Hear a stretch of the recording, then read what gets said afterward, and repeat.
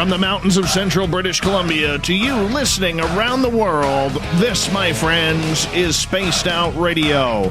Hope you had a great day and night. I am your host, Dave Scott, sitting in the captain's chair of SOR headquarters. We welcome you in, including Kingdom of Nye Radio and Revolution Radio. If you want to take a listen to our archives, guess what? They are free for you at youtube.com/Spaced Out Radio. Just do me the favor, hit that subscribe button. Our website is spacedoutradio.com, where we have a plethora of features for you. You can also read up on Captain Shirk's SOR Newswire, listen to the show live, much more coming soon. Tonight's show is brought to you by the Mighty Moose Beard Oil Company. It's 100% Canadian, 100% natural, taking care of beards around the world. Visit MightyMooseBeard.com. Use promo code SOR2019 today. The first Friday of the month, we are proud to turn up the woo as our Keith Andrews is back for another edition of the ET Connection. Keith is a lifelong ET contactee who now helps people who have had contact or abduction scenarios happen to themselves. Keith is based out of Kelowna, British Columbia. Growing up a military brat, Keith has been able to recount most of his experiences with multiple different ET species. Then at the bottom of hour number 3, I will bring you the SOR Newswire, brought to you by Paranoia Magazine. Mr. R. Keith Andrews, we had to miss you that last month, but we're glad to have you back, my friend. How are you? Oh, doing a lot better. Thank you very much. I'll tell you, I missed being here last month, too. Unfortunately, things hit me sideways on occasion. Yeah, well, you know what? The one thing we do want to extend is our heartfelt condolences from all of our listeners and everybody at Spaced Out Radio, because the reason why you did miss last month was your mother passed away, and I will never forget that phone call, my friend. I felt absolutely helpless when I heard you on the other end of that line, my friend, and you know, I hurt for you. Our whole Spaced Out Radio family hurt for you because you're one of us here, my friend. You're one of us. Well, I definitely appreciate that. I knew it was going to hit. I just didn't know how bad. The sad part was it took me a good week and a half before I got anywhere near sorting it out. Yeah, I believe that. I believe that. Are you feeling good now, though, bud? Well, if we discount the heart attack yesterday, yeah, I'm doing great. Well, that's good. That's good. You're doing good. Hey, my friend, we always have new people listening in all the time, and I always like to start off with a little breakdown of who you are for our new listeners. Explain to people how or what it's like to be a lifelong ET contactee. Well, you know, most people when they talk about contact, they've got one side or the other. They either get the bad or they get the good. Fortunately, most seem to get a better side. In my case, starting from, quite frankly, when I was just a tiny little thing, 2 years old, I ended up making my first contact with them. I started with abductions, which, you know, I still have trouble. There's an ant race out there that I deal with once in a blue moon, but I never have a good time with them. So I started off with the actual abductions with what you would call, I call it torture, they called it examination, right? And then after a time, I ended up making positive contact with them. Quite literally, what I grew up calling this Rosatians, which are a 7.5 to 8.5 foot reptilian race. They stepped into the picture and literally saved my life. And since then, I've been working more as a consultant with a lot of them. So I've gone from being an abductee to a contactee, where I've dealt now with over 50 races. You know, face-to-face races, that is. You know, I've heard tell of as many as 2,500 different races. But I do not deal with all of them by any means. That's a lot of races, my friend. Oh, Lord, yeah. And no, not any one race is completely negative, nor is any race completely positive. Well, that brings up a good point right there, Keith, because for a lot of people out there, when they watch people in the media, the mainstream, we keep hearing this word that ETs are a threat. they're a threat, and we got to treat them as a threat, or these UFOs. I shouldn't say ETs, but UFOs that people are seeing or the military is seeing, they're a threat. How true or how false is that statement, my friend? I have to look at it this way. It doesn't matter what you look at. If you look at it as a threat, you're going to see problems. So I defer to the logical side of it. If off-worlders, I split them between off-worlders and ancient races. Ancient races are the ones that grew up on the planet. Off-worlders are ones that come from off the planet. So if we take a look at the UFOs and the off-worlders, if any one of those races actually was a threat, first and foremost, it would not be a conventional war. Mankind does not have the firepower nor the technical expertise to defend itself at all. So I look at it from the standpoint of if they were a threat, if they decided to invade, the war would be over before mankind ever knew it was started. True. And I agree with you there. I mean, when we take a look, like Hollywood does a great job on the special effects and what have you, but here's a practicality thought for you. Take a look at Independence Day, where mankind, a primitive race comparatively, hasn't even gotten into interplanetary travel properly yet, goes up against an interstellar race and uses modern-day computers of our modern day to get onto these highly advanced computers. Now, just to give you an idea, that is akin to somebody using an abacus to get onto an IBM. The abacus, the old, yes. wooden balls. Use that to tap an IBM. Right. You'll have the same luck. But the interesting part about it is when you are having the ability to push people to a narrative, which is what we are seeing these days, it's a little bit dangerous, Keith, when you use the word threat, yet experiencers such as yourself have come to grips with saying the majority aren't very threatening, so why are we using that term? Well, yeah, and I agree with you wholeheartedly. It's, to me, and I got to be clear, this is my opinion. It's got nothing to do with yours, the stations, or anybody you're affiliated with. But in my opinion, what we're dealing with, what the media on the whole, and what the government on the whole is doing is called fear-mongering. If you're constantly telling people these people are a threat, then if the majority of the sources are saying that, the majority of people are going to look at it as a threat. They don't think beyond it. And that's just human nature. But you're right. How do you feel about that, though? How do I feel about it? Yeah. Well, I was just about to say something you would not have liked. I think it is absolutely irresponsible on everybody's part that he's using that term when there is no clear indication.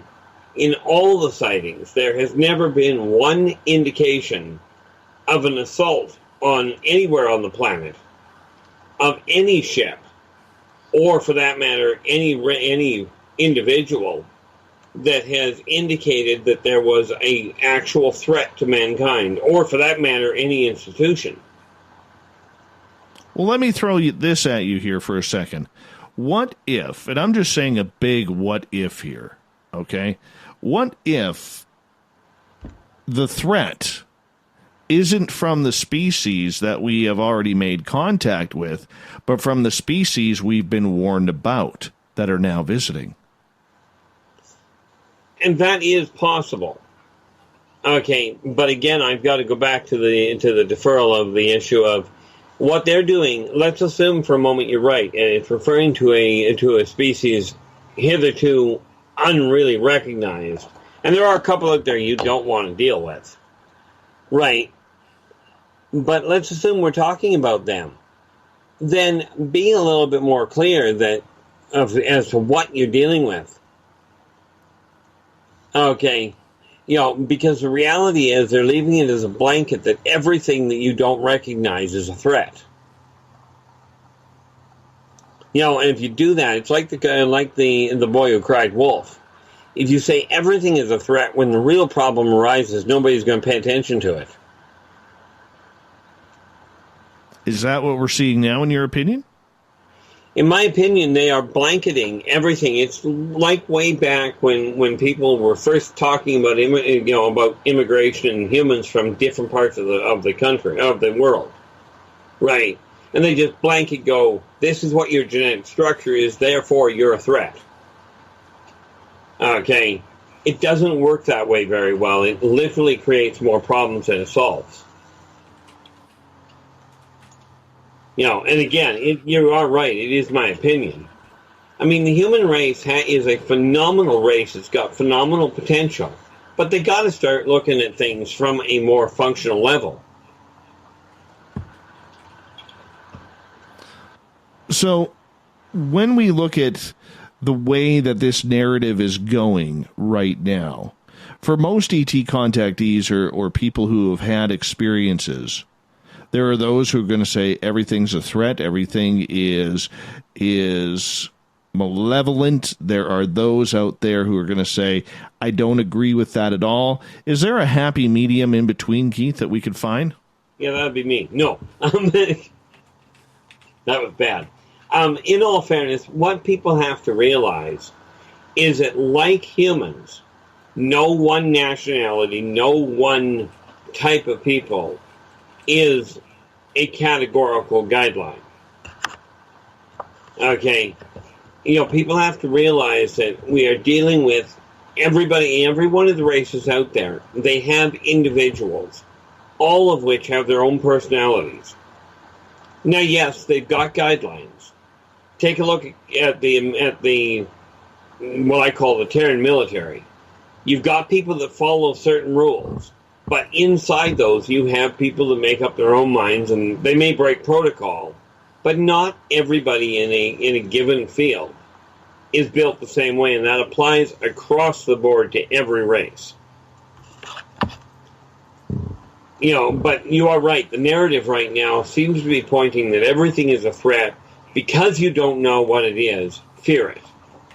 And what I've come to see with the human race is this, and I see it with other races. Fear that which you don't understand, that which you fear, strive to control, that which you cannot control, strive to destroy, and that which you cannot destroy, you fear. To me, it boils down to this.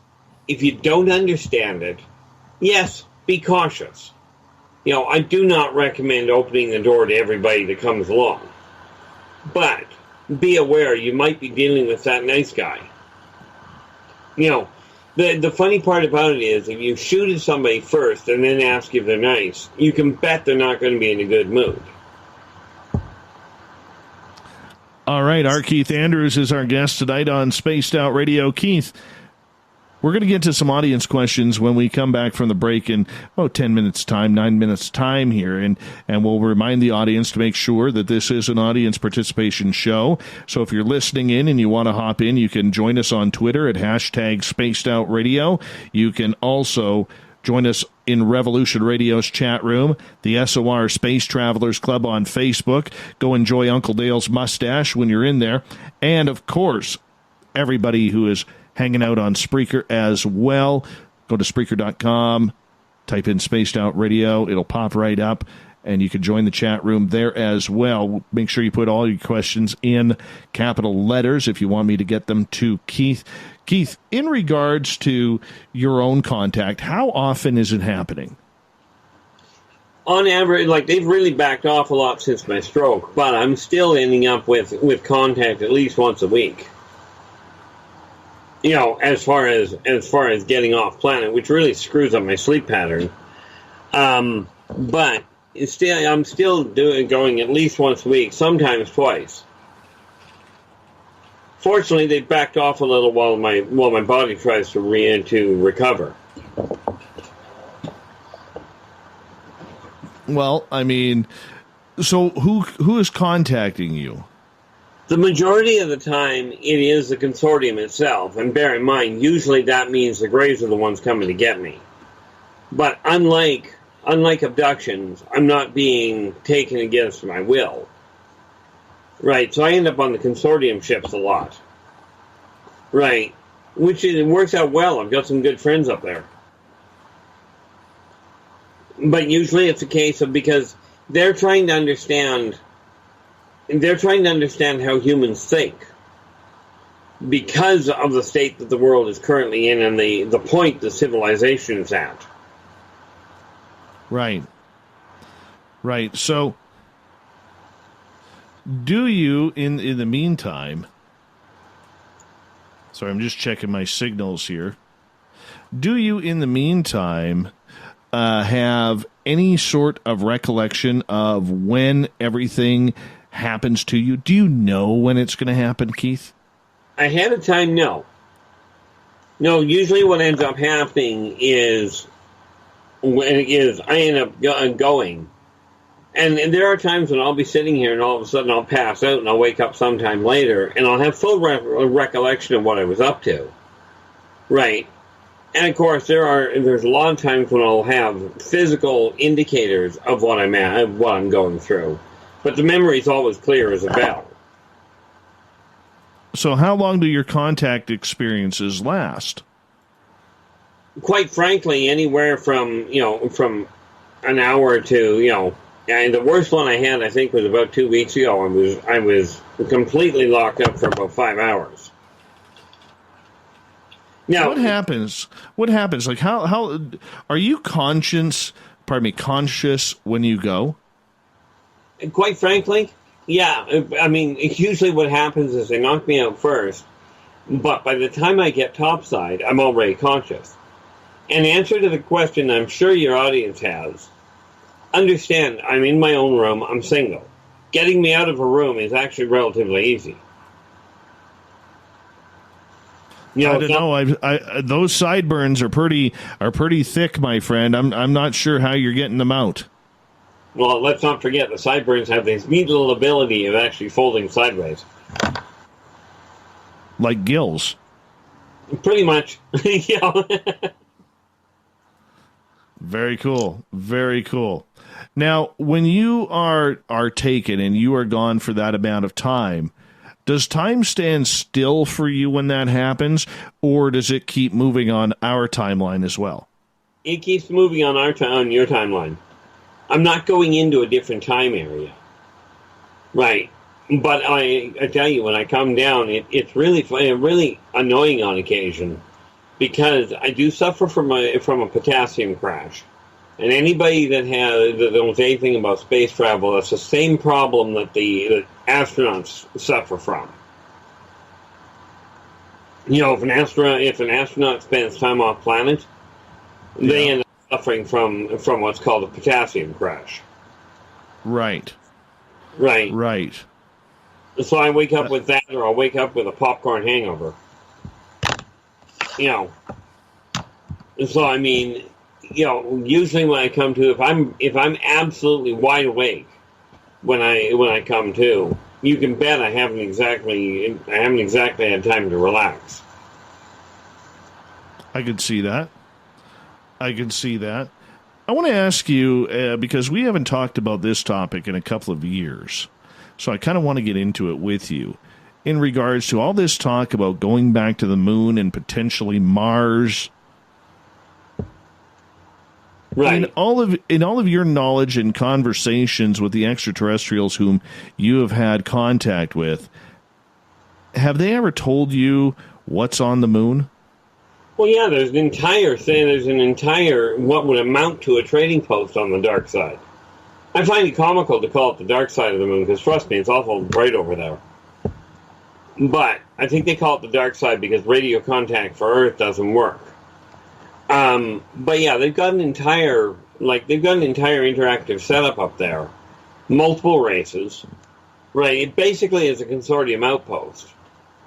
And yes, they do actually have landing pads for the smaller ships, but they're on the other side of the moon. As far as Mars goes, man has been back to the moon multiple times. This is not something that they postponed for 25 years. Right now, man is, and in answer to the question, you get your proof in about 30 years.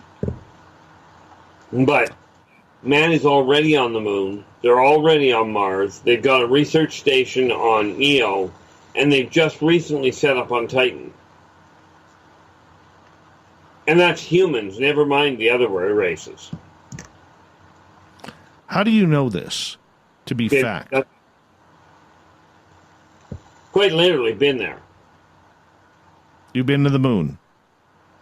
Years ago, when I first started looking into this, I went to a hypnotherapist. When I talk about qualified, the guy was a UFO specialist, and we didn't know what was going on really.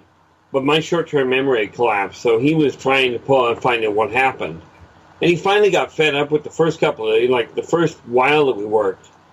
Everything in my childhood was just trauma. Of course, everything in my childhood was all my lab.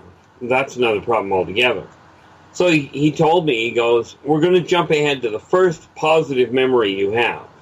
The first thing you remember that you enjoyed. As it turned out, my first memory was seeing an Earthrise. The only way you can see that is from the other side of the moon. And when that was uncovered, we come out of the session, and the hypnotherapist looks at me and goes, we have a major problem. And that was when he dropped that little bombshell in my lap. And then everything started to unravel. I literally had to ask him, how do I know what is real and what is my imagination? And then I asked a number of other psychologists and counselors the same question. And they all came back with the same answer. You know it's real if your emotional response is age appropriate, and the way you're trying to describe it when you're going through hypnotherapy, if the terms you're using to describe it are time appropriate, okay, or circumstance appropriate, you're dealing with a real memory. Mm-hmm. Okay. Well, when I first spotted it, when I first started describing it, I was looking at banks of machines. As far as the Terran side goes, I was looking at banks of machines with reels of tape going around in circles, all kinds of whirring and clicking, right? Bunch of buttons and what have you, and toggle switches. I had no idea what I was looking at until decades later when I was talking to my brother, who is a computer programmer, and started explaining what a mainframe computer actually looked like back in the 60s. Interesting. Right. Let's leave it on that note for right now, Keith, because we are going to head on out for our first break of the night. Our Keith Andrews is our guest tonight on Spaced Out Radio. Talk more about the moon, Mars, Titan. See what else needs freedom in our solar system. And we'll get to your questions as well, so stay tuned on Spaced Out Radio.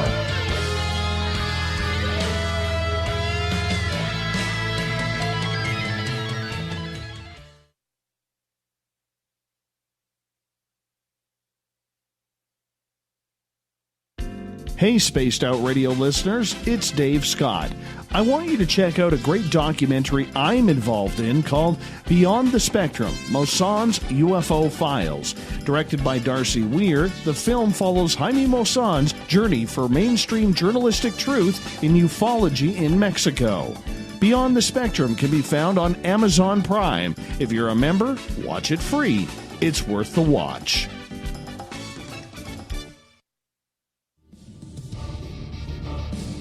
Come get spooked at the 4th Annual Forest Moon Paracon in Cedar-Woolley, Washington, Saturday, September 28th. UFOs, ghosts, aliens, Bigfoot. Speakers include Mike Morin and Jason Jordan, R. Keith Andrews, and Dave Scott from Spaced Out Radio, and so much more. There will be workshops and a VIP roundtable. Get early bird tickets now at fmparacon.com. Are you intrigued by Paranormal Talk Radio? You'll love the new Paranormal Radio app from TalkStream Live. You'll find a great selection of talk shows covering UFOs, ghosts, strange phenomena, and much more. Download the Paranormal Radio app now and start listening to the very best in paranormal talk entertainment, including the network you're listening to right now, the Paranormal Radio app, Free in Google Play and the iOS App Store. Looking for the stories of the strange and weird that you will find hard to find anywhere else? Check out the SOR Newswire on our website. Our writers, led by Captain Shirk, are scouring the world for the oddest and most bizarre stories we can find. Everything from weird crime to suspenseful and paranormal. We're working hard for you to bring you the most intriguing news of your day. Check out the SOR Newswire at spacedoutradio.com today. A timepiece is a reflection of who you are, and what better way to show off the real you than with an Escape watch? Escape is a lifestyle brand accessorizing your days and nights. Choose to escape and create the life of discovery that you deserve. Dream, play, unite with your own personalized Escape watch. Head to escapewatches.com. There is no time like the present to enjoy your escape. Use promo code SMF2017 for your 20% discount today. Are you having encounters with the paranormal, supernatural, or ufological that you cannot explain? Look no further than the SOR Sightlines Report, brought to you by the Experiencers Support Association. This is Ryan Stacy, head of the Research Association, TESA. Soon on the Spaced Out Radio website, you'll be able to file your reports and have them researched for you. We are independent and ready to help Spaced Out Radio listeners today. Heading to Vancouver and looking for a night on the town? The Moose Vancouver is the bar that never stops rocking until 2 a.m. every night. The Moose has great food with everything on the menu from $6.95 to $8.95. Fantastic, vibrant staff and rock and roll that will bring you back to when the music was real, the hair was long, and the guitars were rocking. Get your party on at the Moose Vancouver, the official party bar of Spaced Out Radio. Hello, this is your guitar man, Ron Bumblefoot Thal, and I have to tell you, I love the response I get for Little Brother is Watching from Spaced Out Radio fans. It's amazing how music can inspire and make people think deeper about what's going on in the supernatural world. You can head over to my website, bumblefoot.com, to check out my music, my guitar workshops, my touring, even check out some of the hot sauces that I'm working on. And make sure you keep on listening, because with Spaced Out Radio, you know Little Brother is watching. Every night on Spaced Out Radio, we have places for you to hang out. Hi, this is Carl. Join our SOR Space Travelers group on Facebook for live chat. On Twitter, using hashtag Spaced Out Radio. You can also join us in our Spreaker chat room. Check us out on Instagram at Dave Scott SOR. All of our archives are free on YouTube at Spaced Out Radio. By the way, I'll be watching you at your window until you do. Bye! Did you know Spaced Out Radio runs 7 days a week? Hi there, this is Tessa Nicole Thomas, and I'm here to take you on a paranormal journey each Saturday and Sunday night.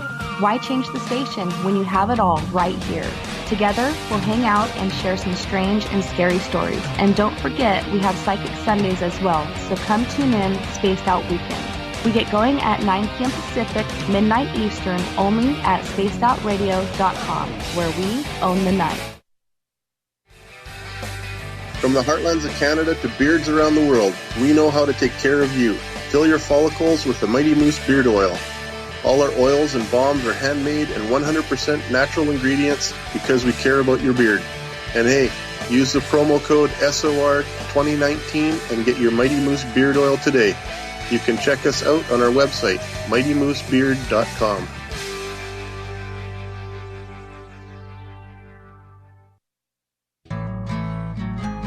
Looking for a place to advertise at a very reasonable cost? Look no further than Spaced Out Radio. SpacedOutRadio.com has an advertising tab that you can click to check out our daily, weekly, and monthly packages to play on the radio, or our website including social media. From commercial spots to banners, we have it all. Check out our competitive pricing today. Coming soon to our website, spacedoutradio.com, is the SOR Space Travelers Club. For just $5 a month, you can get into a private area on our site where you can hang with other listeners in our chat room, post in our forum, and check out a bunch of exclusive content and store that won't be found anywhere else, including a nightly after-show party with Dave. It's going to be the best $5 a month you're going to spend. to SOR Space Travelers, only at spacedoutradio.com. Coming up this September 21st and 22nd, all UFO eyes will be focused on Toronto for the 4th Annual Alien Cosmic Expo. Come listen to some of the biggest names and experiencers in ufology. Travis Walton, Paul Hellyer, Richard Dolan, Paula Harris, Grant Cameron, Randy Kramer, and Spaced Out Radio's own Dave Scott. Tickets are on sale now at aliencosmicexpo.com.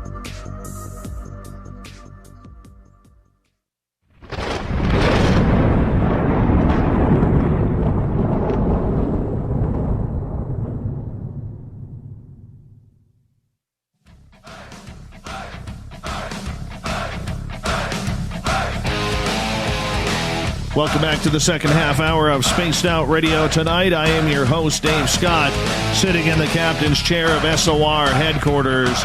Great to have you with us. Reminder, if you've missed portions of this show or others, you can always go to our YouTube channel, youtube.com/Spaced Out Radio. That's where we store our archives. And just do me the favor, hit that subscribe button. Our website is spacedoutradio.com, where we have a plethora of features for you, including reading up on Captain Shirk's SOR Newswire, listen to the show live, and much more. The first Friday of the month, we have our Keith Andrews on with the ET Connection.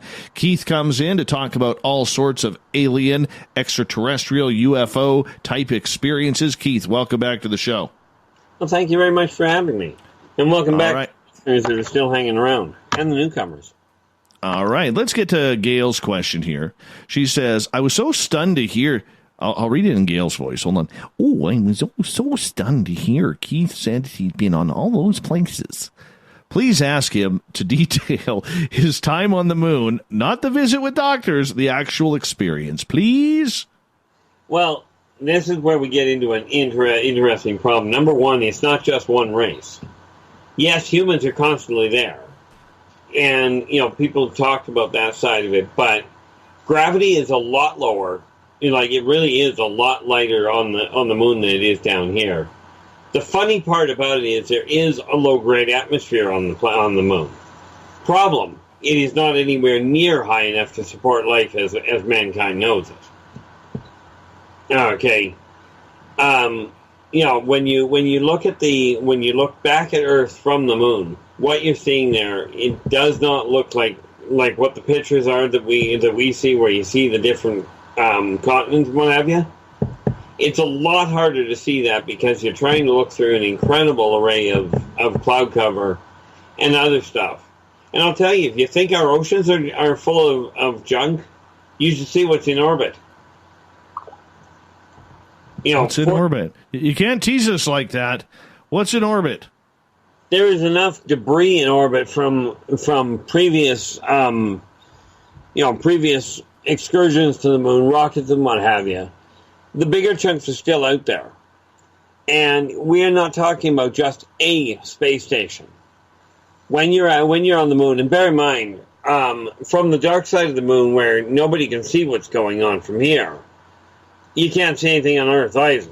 You have to come around to our side, to the Earth side of the moon. And I'll tell you, if you think it's cold, in the coldest place you've been here, it's nothing compared to what's on the moon. But when you look down, when you look at Earth, there is so much debris in orbit. The bigger chunks are still there. The smaller ones burn up when they touch off the atmosphere. A lot of the time when you see what people call a shooting star, more often than not, that's one of the small pieces clipping the atmosphere and cooking off. But, the neat part is when you meet the little guy, the children of the off-worlders, they're as excited to look at the Earth as human children are to look up at the moon. There's very little difference between the races, as far as the overall attitudes go. Children are children. They're just as excited. They're just as curious. Although, in all fairness, humans seem to have curiosity down to a fine art. And so, right. Especially when I was little, when I was up there, I wanted to get into everything, and usually managed it. But they do try and keep the adults over there from every race, try and keep the kids in check. But you are looking at, there are places where you're just not allowed to go, right? And when they talk about security clearance, it's not so much they've got a whole pile of top secret stuff up there, so much as they've got a lot of dangerous stuff up there. You don't want people that are not educated playing around with some of the equipment. The unfortunate part that people don't realize is that this is not a question of this being something that's newly arrived. Okay, this is a community that has been there quite frankly, it's been there for centuries. This is a lot of the UFOs that you see are launched from the moon. Okay, and then they circle around and come down. And it is a joint venture. It's not just one race. Now, granted, the scientists, for the majority of the actual scientific are headed by the Greys. Okay, right. Those are the ones that really know what they're doing. Makes sense. So when you're on the moon, what's up there? Is there a joint base? Is there restaurants, gas stations, campfire cookouts? Not enough oxygen for campfire cookouts.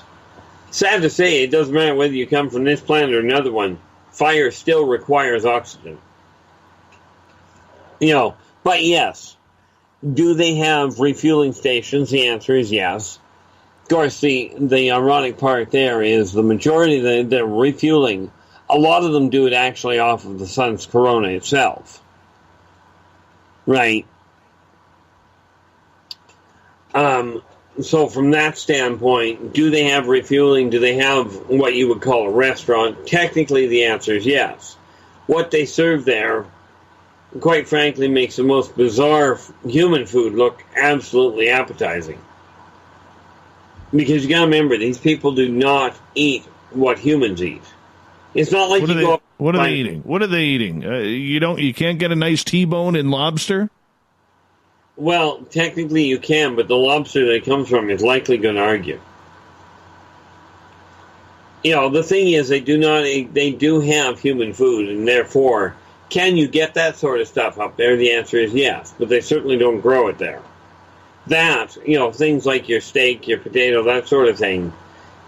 Get the potatoes they do grow in the hydroponics bay. There's a lot of different vegetables they've got some vegetables that are absolutely bizarre looking. Right. But where it comes to your meat stuffs, the majority of the meat stuff is either it's simulated, in other words, they've literally, people know what a 3D printer is. Yes. Like a 3D printer here. Well, they've got one up there that literally works on food, on organics, so they can actually produce organics on demand. So, can you get a steak? The answer is yes. Is there a difference between it and what you would call a steak? The answer is absolutely yes. The texture is definitely a little bit different. But it's one of these things that I tell people it's an acquired taste. So what does it taste like? Well, to me, I think the best way to put it is a lot of the time it tastes more like a beef pate. Okay, in other words, it's got a very pasty texture to it, which I personally do not like. Right. But now on the other hand, the fruits and vegetables they've got up there, some of them are absolutely bizarre, but they're absolutely delicious. I mean, picture, if you will, having something that tastes very similar to a pineapple, but peels as easily as an orange. Okay. Interesting. Yeah, I mean, let's face it, you're just not going to peel a pineapple with your bare hands. Okay. I don't even like pineapple, my friend. Well, then you're definitely not going to try it. Definitely not. Definitely not. But, I mean, the fact is there like an entire type community there? Are there thousands of aliens there? Are there thousands of humans there? If we count transient, the answer is yes. If we're looking at static, you're looking at hundreds. And the reason I say transient is you do have ships coming in, offloading people, not exactly tourists, more often than not it's class. As in study. But you get a lot of people coming through from various different races. And of course, they'll come in. What it boils down to is it's a way for them to get shore leave without actually having to get down to Earth. Because even, like humans talk about, human sailors, in the Navy, talk about wanting shore leave. They've been at sea for a month or two. And I really don't know how long people in the Navy are out to sea. But these guys, when they're coming in off of a stellar trip, you're looking at being on a ship for, several months at a time. And so of course they want to feel solid ground beneath their feet eventually. Right. I can understand that. I can completely understand that in regards to everything. Let's get to some audience questions here because they are starting to pile up. We're going to start with Danny. He's asking, Keith, what do you know about organic robotoids and synthetic automatons walking among us? Well, first and foremost, the answer is yes. Okay, they already do exist. Now, when we're talking the organic robotoids, let us understand that the actual mechanoid race does not look like Transformers. They had no reason to develop that way, but it made for a really good movie. Okay. But there are synthetics that have managed to get down to, that have come down. There are not very many because they are very specially trained, so their behavior is extremely good at emulating human behavior. The last thing they want to do is get pulled into a medical facility and have to explain why their body does not even look normal when you look at it from a medical scanner. Okay, the biggest thing that they've had to do, and this is what I kind of look at as kind of, if you will, Terminator-esque, because they do actually coat them in an organic superstructure. In an organic shell, if you will. The reason for that is so it does not automatically set off things like metal detectors or create major problems where it comes to radio frequencies. Interesting. All right, let's move on to another question. This one comes from Donna, who is asking, they used to call it the dark side of the moon because they didn't understand that the sun shines on the far side of the moon. Now we call it the far side. Would you agree with this statement? Well, it makes sense. Let's put it that way. In all fairness, I'm not what we call a researcher, so I really hadn't kept up on why. I mean, I know full well that it's sunny over there. But that actually makes a lot of sense. I personally assumed they were calling it the dark side because radio signal couldn't get over there. That would make sense too, when it's kind of being blocked. You know what I'm saying? Funny little problem called a planet in the middle of it. Well, chunk of rock anyway. For sure. All right, let's move on here. Let's get to another question from Damney. He says, President Trump wants a Space Force base built on the moon, then Mars. Is this the path to disclosure, in your opinion? Well, in my opinion, personally, disclosure's already happened. But him wanting a Space Force on the moon is kind of like saying you want a Walmart downtown. He's already there. He's a little bit... Do you think they know, though? That the U.S. government knows? Absolutely. Yeah. Absolutely they know. There is no question in my heart there at all. Okay. as for putting a Space Force on Mars, in all fairness, at this point, it doesn't make a lot of sense. But they are working on something else that makes a lot of sense that they haven't told anybody about. They've developed rudimentary technology, and they are working towards getting it perfected to bring an asteroid into geosynchronous orbit around the moon to work as a starship. And what am I looking for? A warehouse to build starships. Right. Okay. Right. Primarily because it'll be lower gravity, therefore easier to launch. Nicholas is asking, Mr. Andrews, we call him R around here, R. Mr. Andrews, if there is any sort of, sorry for the lack of better term, space hobos or bandits out there?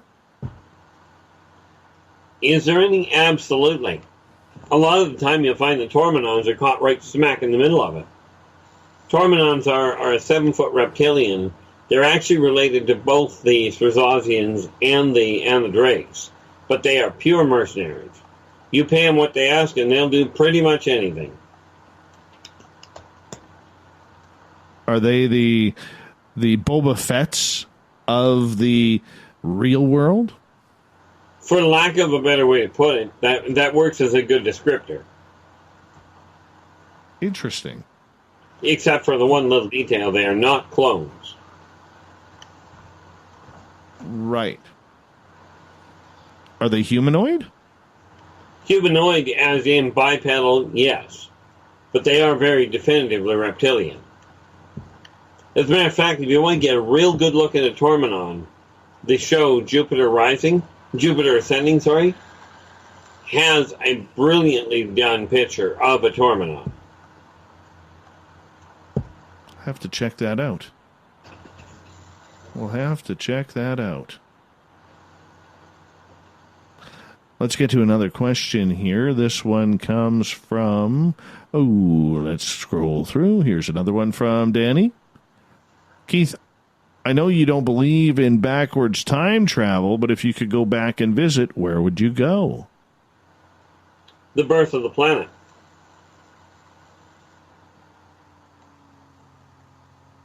How's that for us? Well, actually, in all fairness, I'd probably go back to a little before that. See, I've always been fascinated by the way the so-called Big Bang happened. You know, it was something to behold that makes all the rest of the stellar events look like basically a very, very two-dimensional pastel color.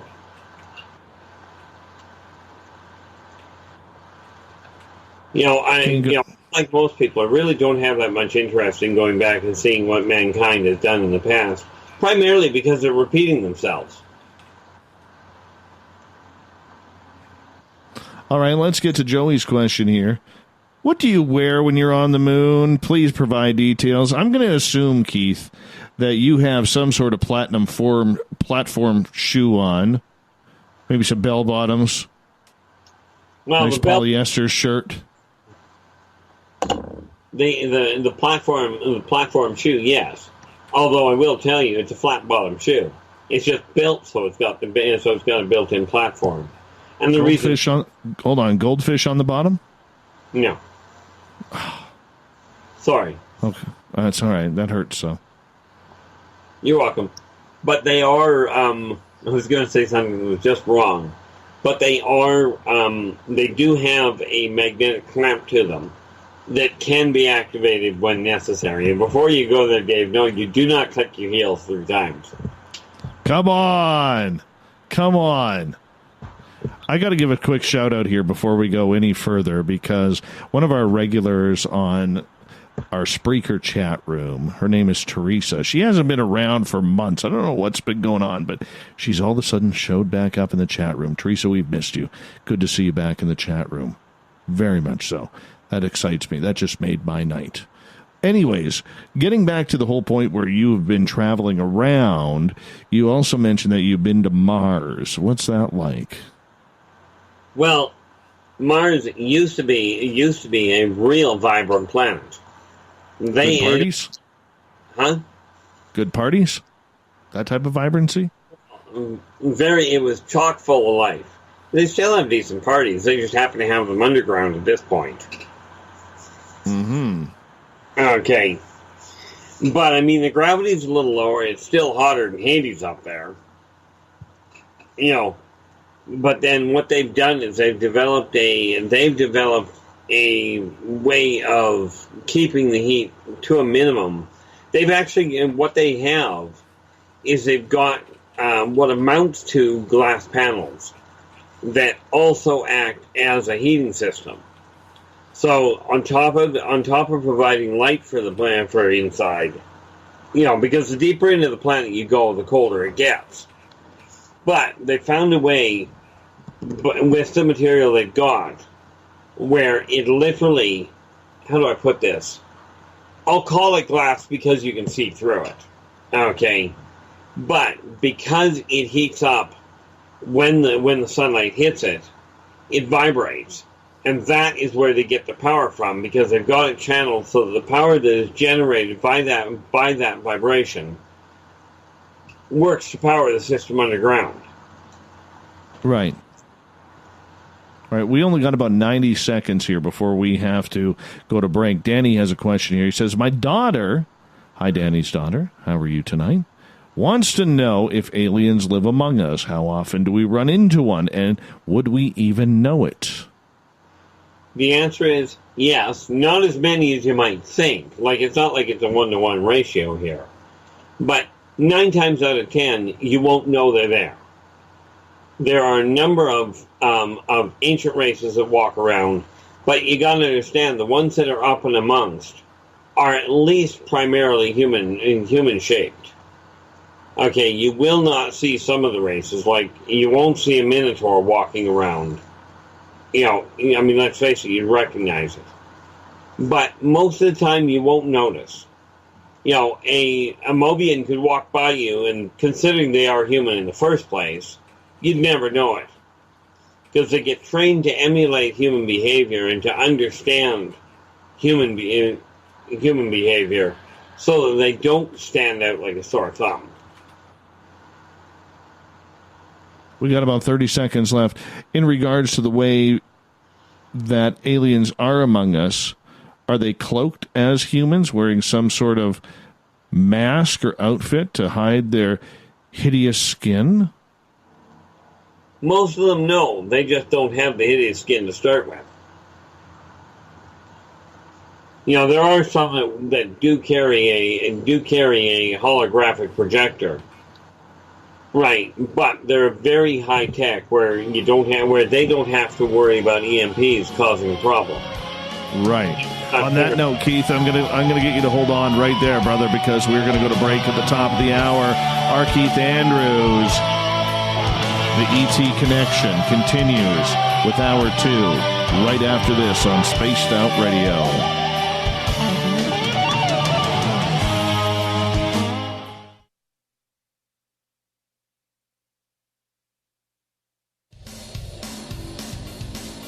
We all know on Spaced Out Radio we love a good beard and mustache, so why not take care of your facial hair with Mighty Moose Beard Oil? Made in Canada, we're taking care of beards and stashes around the world. We use 100% natural ingredients with our oils and balms to make your whiskers feel silky smooth.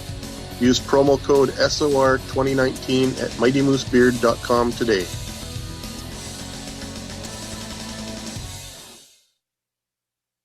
Come hang out with Spaced Out Radio, where we own the night. This is Carl. You can follow Dave on Twitter at Spaced Out Radio, and during the show, use the hashtag Spaced Out Radio to chat with us live.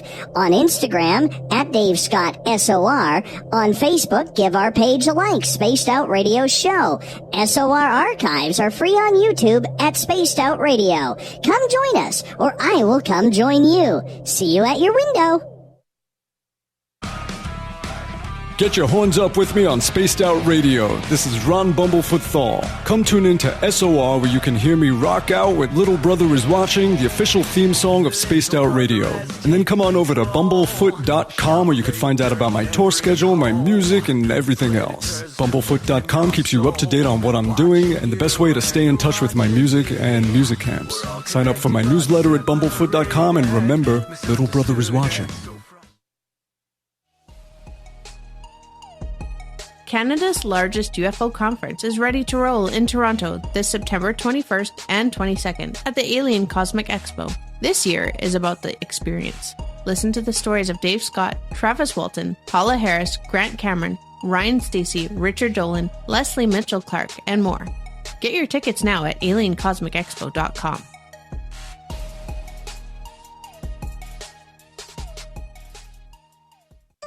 Find your escape where time has no limits. It's about living today and cherishing the heritage of yesterday. A spirit of adventure for what is new, with the nostalgia of the past. Your timepiece is a reflection of who you are. Life surrounded by beauty from the world around us to the soul within. EscapeWatches.com.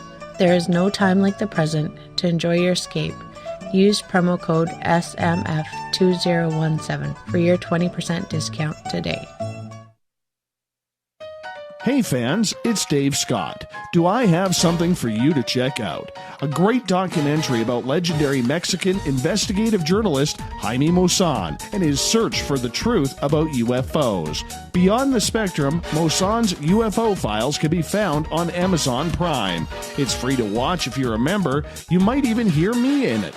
So check out Beyond the Spectrum, only on Amazon Prime. The Call of the Wild is in Vancouver. The Moose Vancouver is one of the hottest bars and restaurants in the city. Open until 2 a.m. nightly, the Moose will rock you like a hurricane all night long. Great food with everything on the menu at $6.95 near the corner of Nelson and Granville. Get your horns up and come rock with us. The Moose Vancouver, the official rocking bar of Spaced Out Radio. Visit purpleplates.com today. For over 40 years, the Purple Energy Plates have been delivering amazing results for their many customers. Inspired by the great genius Nikola Tesla, the harmony, healing, and energetic effects of the plates have proven over and over to be beneficial and often miraculous to thousands of customers. Check their site for daily specials and choose from their many energy products. You won't be sorry. Visit them today at purpleplates.com. Are you having encounters with the paranormal, supernatural, or ufological that you cannot explain? Look no further than the SOR Sightlines Report, brought to you by the Experiencers Support Association. This is Ryan Stacey, head of the Research Association, TESA. Soon on the Spaced Out Radio website, you'll be able to file your reports and have them researched for you. We are independent and ready to help Spaced Out Radio listeners today.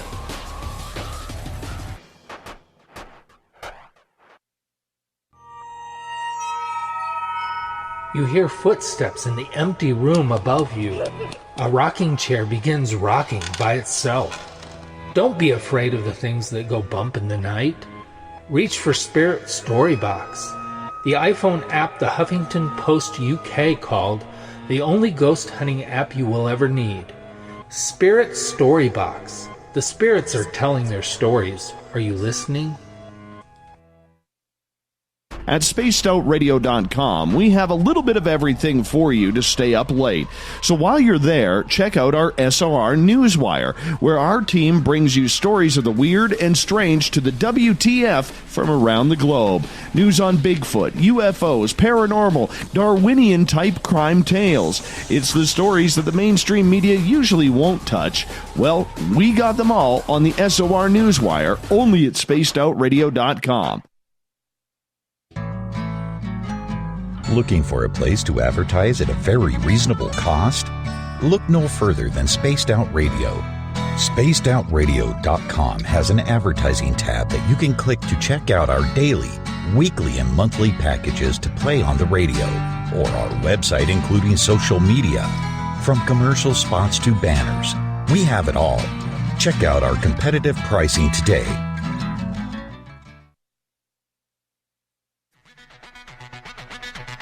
Come get spooked at the 4th Annual Forest Moon Paracon in Cedar-Woolley, Washington, Saturday, September 28th. UFOs, ghosts, aliens, Bigfoot. Speakers include Mike Morin and Jason Jordan, R. Keith Andrews, and Dave Scott from Spaced Out Radio, and so much more. There will be workshops and a VIP roundtable. Get early bird tickets now at fmparacon.com. We are getting ready to relaunch the SOR Space Travelers Club at spacedoutradio.com. For $5 a month, you can join us for a plethora of features found nowhere else. Hang out in a private chat room during the show and after party. You can check out some exclusive content and a store specifically for you, as well as a private listener forum where you can post your thoughts, stories, and pictures. The SOR Space Travelers Club, coming soon to spacedoutradio.com. So, you love talk radio? Then you'll love TalkStreamLive.com. TalkStream Live is always on, 24/7, with the best streaming talk shows. Find your favorite talkers and discover some new ones. It's free, readily available online or on mobile with any smartphone or tablet. Finding your favorite talk shows all in one place has gotten a whole lot easier. Just go to TalkStreamLive.com. Be sure to download the free apps from Google Play or the iTunes App Store. The freedom to post what you want, when you want. That's the social media freedom you need. Social Media Freedom is the free app in your app store. No need to worry about going to jail or being shadow banned any longer.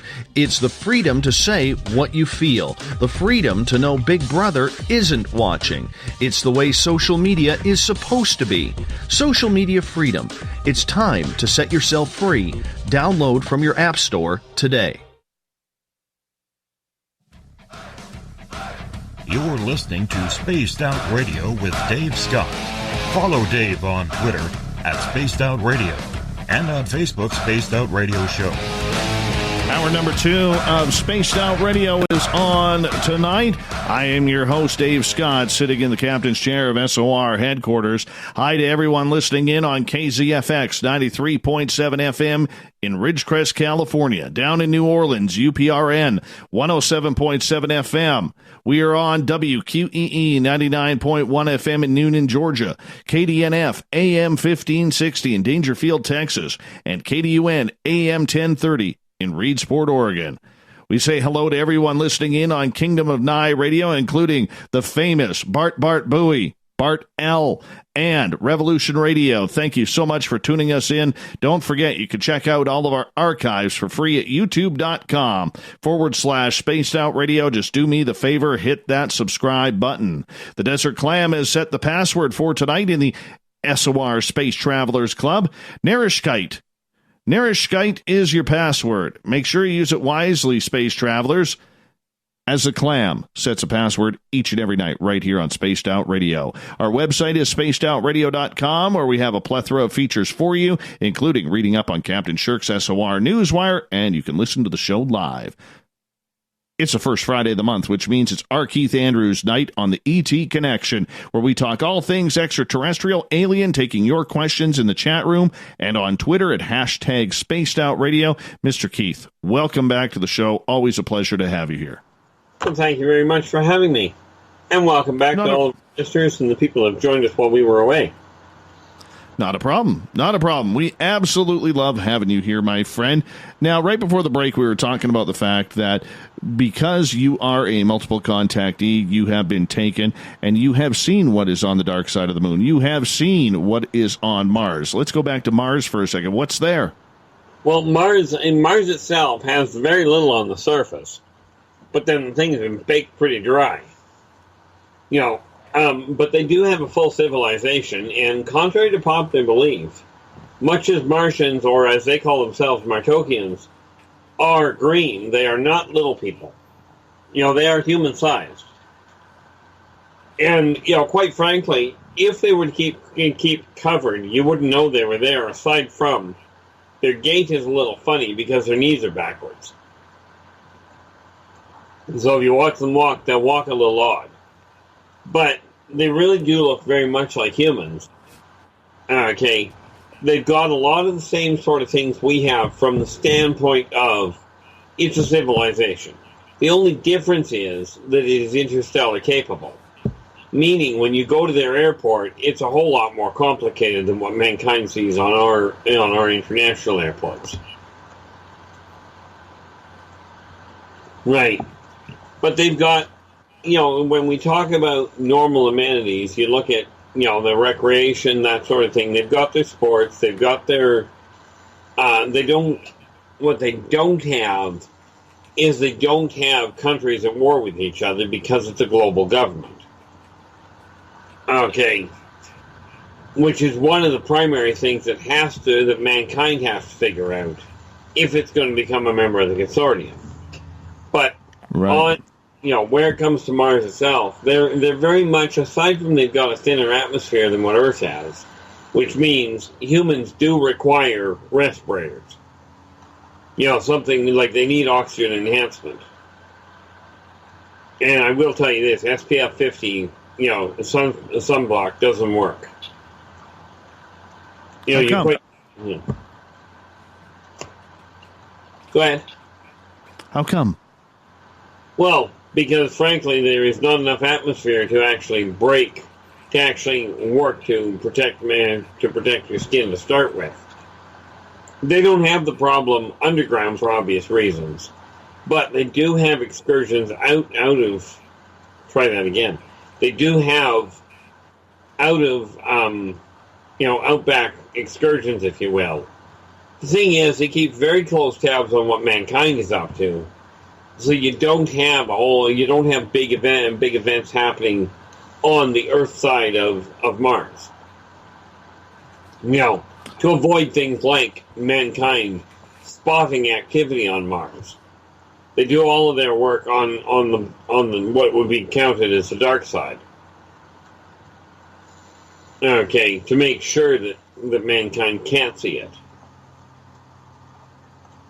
The one difference between Martian technology and Terran technology is they do not have satellites to bounce communication lines. They run it internally. Their entire communication system is set up inside the catacombs.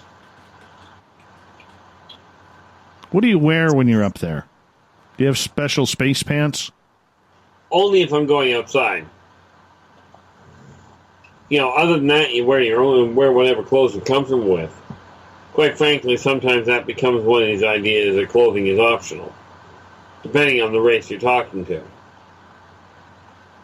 One of the obvious ones is when you take a look at the amoeboids, and there are a few of them on Mars, although they aren't native to Mars. From my standpoint, I just wear normal clothing for the most part. Again, the one big difference is they always, in just about every planet, has its own type of shoe that they recommend, because of the fact it grips better in certain areas. Like because you're going through lava flows and what have you. Now, bear in mind, when we talk about being extinct, everything is controlled at this point, so they really don't have the problem. But you do have some very smooth passageways where wearing cleats similar to mountain climbing crampons is kind of advantageous if you don't want to fall on your head. Right. Questions from our audience. Joey is saying, Keith, when are you going to hook Dave up with a ride with one of your alien friends? First rule, I never make that decision. That one is completely outside of my venue. I can tell people I can tell the people in question that this individual, number one, is interested in going, but they will automatically turn around and ask me whether or not I figure the man or woman would be one that would keep their mouth shut regardless. Right. But I have no control over whether or not they decide to do anything with it. All right. Let's get to Kevin's question. He is asking, Keith, we hear about aliens eating humans. What about the opposite? Which is the known to be the best tasting breed of alien, and where can I go try it? Well, first of all, I don't recommend it. Okay, to start with, as far as which one is the best tasting, that is personal choice. Okay, I mean, let's face it. There is no way I can tell you that one at all. But where you can go to try it, that's easy. Go to a restaurant that serves it. Which, by the way, no, you can't find that on Earth. Although I think the best place that you might get a shot at is find a little restaurant that we've all heard of, that most people have heard of. As far as I know, it doesn't serve alien, but who knows? Well, it's nothing a little bit of ketchup and hot sauce can't cure. Well, they say, I was told by one person in particular that ketchup makes everything taste better. They lied. I tried it on ice cream like they suggested. It was a bad mix. But no, the reality is it's personal choice what tastes better. But I will tell you, just because something looks dead, if it's alien, it may not be. How do you know? When you take a fish, for instance, in some places, even on Earth, some places cook them and leave the eyes there. Well, the unfortunate part is, with some of these races, you may think they're dead. They're kind of like a hog snake. They will reach out and bite you just on principle. That doesn't sound promising. Depends on your idea of what a good meal is. I don't know, man. I mean, I'll stick to steak. I'll stick to steak and lobster. Personally, so will I. Although I'm much more inclined to stick to the steak than the lobster, personally. Right. All right, let's move on to another question here. Julianne is asking, what is the alien race we should fear?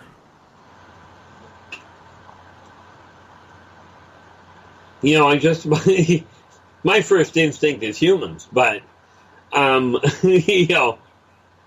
think the biggest problem, and one of the worst ones, your Tormenons are a problem because they're buyable. In other words, anybody can pay them. If they pay them the right price, they will do just about anything. Taklek, the only reason you fear them is because they've got this brilliant idea that humans make good snack food. And they got no qualms about telling people that. But, depending on your definition of fear, I wouldn't recommend getting into a fight with an ascetic, or for that matter, with a mechanoid. Mechanoids are likely the ones that you probably want to fear the most, because they are simply after one thing: eradication of organics. Fortunately, they're not actually part of the consortium, and therefore you do have the consortium's backing to stop that problem. They're also not in this sector, by the way. Right. Where are they? They are, well, quite frankly, 2 black holes and a wormhole away at this point. And so that puts them about, a rough gauge, about 600 to 650 million light years. Needless to say, it's going to take them a while to get here. Do they know where we are? Not yet. But when they get to the Teklek's homeworld, they sure will. Let me ask you this. Is it our signals that they are picking up to come here? Is that how they are finding us, or how does that go about? I presume you're referring to the mechanoids themselves. Just in general for ETs. Well, in general for ETs, they've been watching the planet evolve since its conception. Right. So, I mean, this is not exactly a hidden gem. But yes, the radio waves that mankind's been sending out for decades are definitively working like a beacon. It's not so much they're translating them as realizing it was done by something sentient, and therefore let's go and check it out. Right. Right. PBR is asking, are you allowed to take your phone with you when you go? Well, The answer to that is technically, yeah, but here's the catch. I can't get the phone to work right on this planet, never mind on theirs. And second of all, it does not have the radio reception to get to make a phone call. And of course, the other question, photographs. Understand, there is something in their atmosphere that stops photography from working. Like, they've got a particulate in the air that absolutely makes it impossible to take a photograph. You know, what most people call lens flare, nothing compared to what you try to take one there. Why do cameras not work there? What's going on there? Because whatever the particle is that they've got in the atmosphere, number one, creates a feedback on the refractive properties of light, causing it to flare out. So all you're going to get is an overexposure. Okay, without even so much as a hint of an image. That'd be your first problem. Right. The other problem is they've got this neat little piece of equipment that will drain a battery dead in a heartbeat. So yeah, bring your phone along. Go ahead. When you walk onto their ship, your battery is already toasted. Or more to the point, completely flatlined. All right, let's move to another question here from Uncle Dale and his power stash. If you can't take photos, how can you see? Well, I don't know about you, but my eyes work rather well.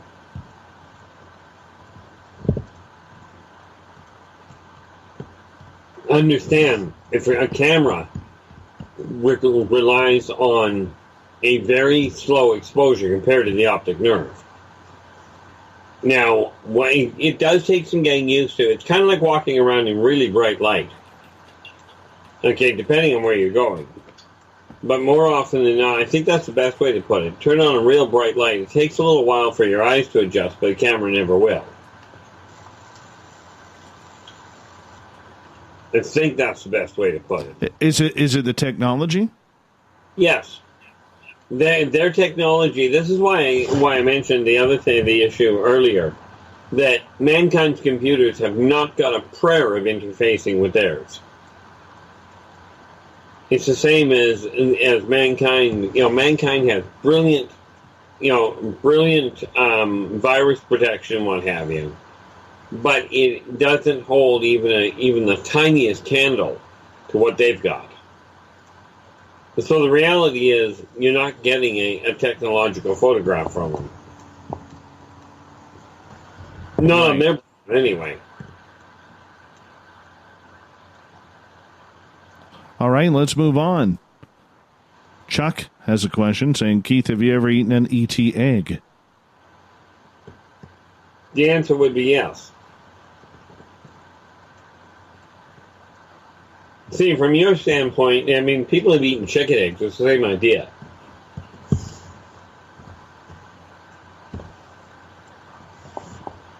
See, the reality of it is that you don't bother, like, you know, people look at that and go, you know, well, that's terrible. Except you got to remember, especially when you're looking at the reptilians, the egg, if an egg is non-viable, then it's just food.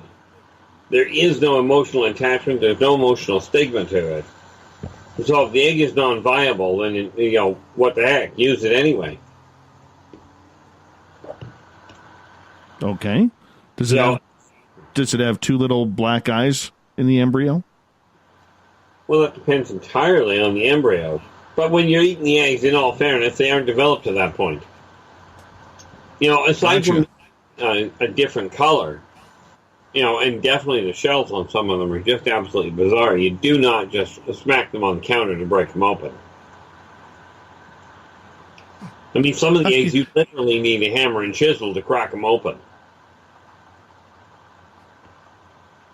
I'm trying to picture that, Keith. I'm trying to picture that. Well, think of it this way. Like, do you bring a chainsaw up with you, or what? No, they provide them. Dude, I just took a sip of water. You got to prepare me for that.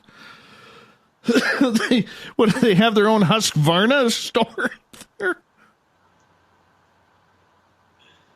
In all fairness, they've got something that makes a chainsaw look like a butter knife. Oh my goodness. Oh my goodness. All right, let's get to Sharon in Arkansas's question. Anybody up there playing? And I think she may be she may have found the cough syrup up in Grandma's cupboard there, because she's asking, has anybody played strip extraterrestrial poker? Do they play games or cards or do anything for fun? Well, the answer to the first part of the question, in all fairness, it wouldn't surprise me. But as far as what do they do for fun, yeah. The first game I ever learned to play, I was a kid, and we were playing what amounts to zero-G wall ball. Okay, pretty much any human knows what wall ball is. Well, picture that with no gravity. A lot of, especially with some of the races, a lot of their games are they're designed for combat training. I think the funnest one that I've ever watched, and as a human you never want to play it, but the amoebics will play it with the stronger ones. Like, for instance, the amoebic children love playing this one game with the drakes. Bear in mind, drakes and Thrazazians are, well, extremely strong. But the game that they play is to see who can get the kid to stick them furthest up the wall. Understand, amoebics do not have a skeletal system, so they're very much like silly putty, if you will. But they find it funny in heck, especially if there's a visitor that's never seen the game. You know, and that's where the adults have to step in, because you'll get a new human kid that gets taken up there, or a solid. Doesn't matter if it's human. You'll get like one of the solid kids that want to join in this game, because you take a Strazazi and he'll grab a little amoebic and fire him at the wall as hard as you can to get him as high up as you can. Well, the amoebics will stick, right, and then they'll crawl down the wall. The unfortunate part is the solid is not that resilient. How come? We got about 40 seconds. Solids have bones. And bear in mind that if you take somebody that can apply 400 psi to every square inch of the human body at the same time and fire that up against the wall, the human body's bones will break. True. Do they have nice hair, though? That depends on which ones. The Nordics have beautiful hair. And the ones I find the most fascinating with the hair, though, are the fire elementals. When we're talking about fire red hair, we are talking about real fire red hair. I bet. My friend, I'm going to get you to hold on right there as we're going to go to break at the bottom of the hour. Our Keith Andrews is here the first Friday of every month with the ET Connection. We have a lot of fun with Keith. Your questions about anything extraterrestrial and UFOs coming up here on Spaced Out Radio.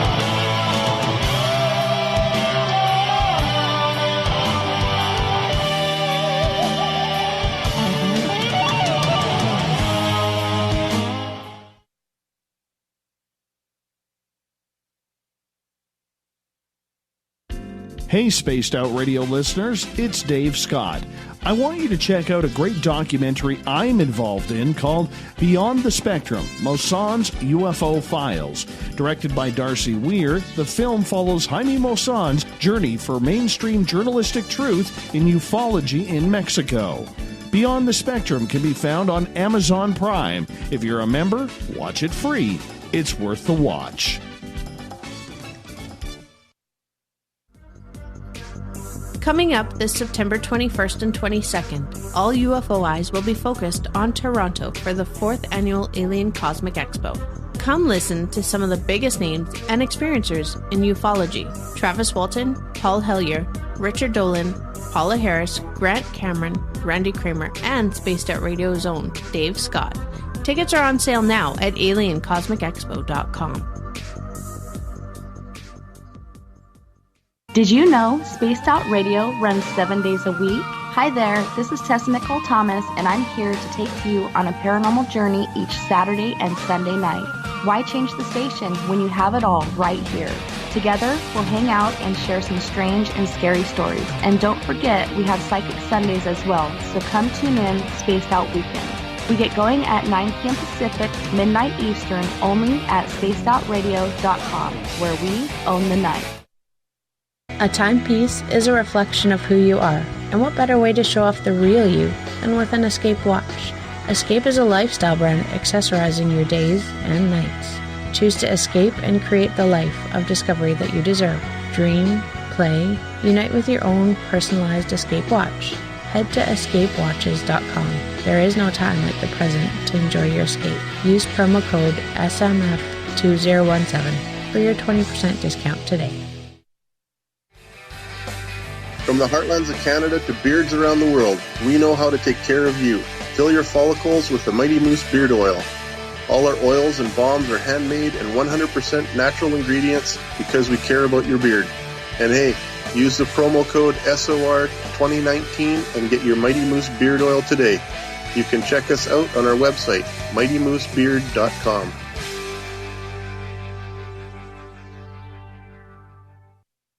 Heading to Vancouver and looking for a night on the town? The Moose Vancouver is the bar that never stops rocking until 2 a.m. every night. The Moose has great food with everything on the menu from $6.95 to $8.95. Fantastic, vibrant staff and rock and roll that will bring you back to when the music was real, the hair was long, and the guitars were rocking. Get your party on at the Moose Vancouver, the official party bar of Spaced Out Radio. Are you intrigued by Paranormal Talk Radio? You'll love the new Paranormal Radio app from TalkStream Live. You'll find a great selection of talk shows covering UFOs, ghosts, strange phenomena, and much more. Download the Paranormal Radio app now and start listening to the very best in paranormal talk entertainment, including the network you're listening to right now, the Paranormal Radio app, free in Google Play and the iOS App Store. Every night on Spaced Out Radio, we have places for you to hang out. Hi, this is Carl. Join our SOR Space Travelers group on Facebook for live chat. On Twitter, using hashtag Spaced Out Radio. You can also join us in our Spreaker chat room. Check us out on Instagram at Dave Scott SOR. All of our archives are free on YouTube at Spaced Out Radio. By the way, I'll be watching you at your window until you do. Bye! Hello, this is your guitar man, Ron Bumblefoot Thal, and I have to tell you, I love the response I get for Little Brother is Watching from Spaced Out Radio fans. It's amazing how music can inspire and make people think deeper about what's going on in the supernatural world.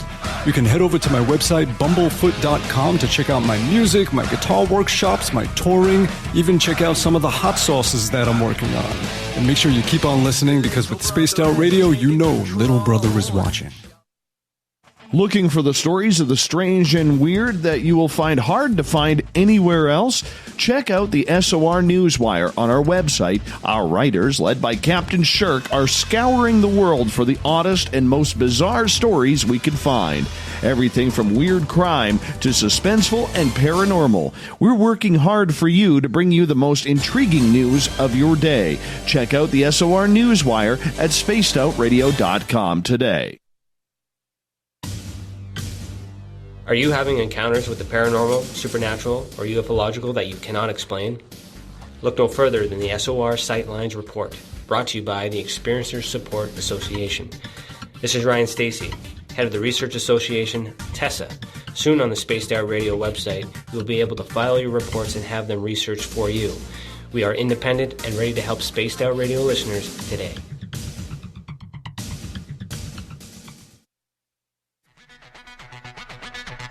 Come get spooked at the 4th Annual Forest Moon Paracon in Cedar-Woolley, Washington, Saturday, September 28th.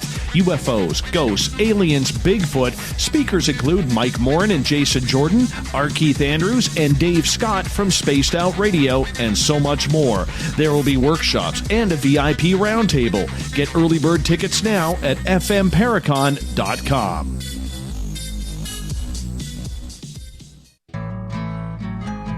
Looking for a place to advertise at a very reasonable cost?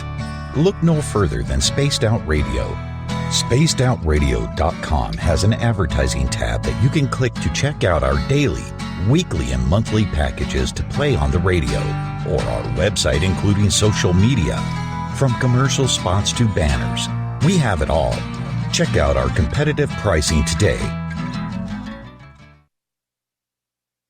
Coming soon to our website, spacedoutradio.com, is the SOR Space Travelers Club. For just $5 a month, you can get into a private area on our site where you can hang with other listeners in our chat room, post in our forum, and check out a bunch of exclusive content and store that won't be found anywhere else, including a nightly after-show party with Dave. It's going to be the best $5 a month you're going to spend. The SOR Space Travelers, only at spacedoutradio.com.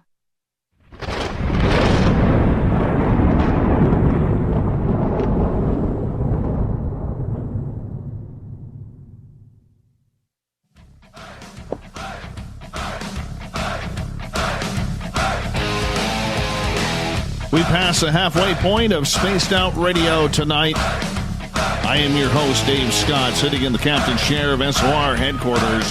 Thank you so much for tuning us in. Reminder to all of you that if you've missed portions of this show or others, you can always go to our YouTube channel. Go to youtube.com/Spaced Out Radio. Just do me the favor, hit that subscribe button. Our website is spacedoutradio.com, where we have a plethora of features for you, including reading up on Captain Shirk's SOR Newswire and so much more. I want to say hi to Gene in D.C. tonight. Good fan of ours, Gene in D.C. Thanks for tuning us in. Give me a call sometime, will you, bud? That'd be awesome. Our Keith Andrews is here on Spaced Out Radio. He comes in the first Friday of every month to talk about the ET connection, everything alien. If you've had an abduction, contact, seen UFOs in the sky, heard weird clicking sounds on your driveway before you go to Tim Hortons, this is the guy we need to talk to. Keith, welcome back to the show. And thanks for having me, and welcome back to all of our listeners, new and old. Absolutely. Let's go right to the chat room, my friend. Karen is asking, do aliens use filters that make them look like humans? Not exactly filters so much as holographs. Or in some cases, outfits. But there are, the reality is there's a number of off-worlders that look remarkably human to start with. And then, of course, you get ones like the Mobians, which are human. They're just not fine. They're not like the current ones. Right. Let's go to Twitter here, my friend.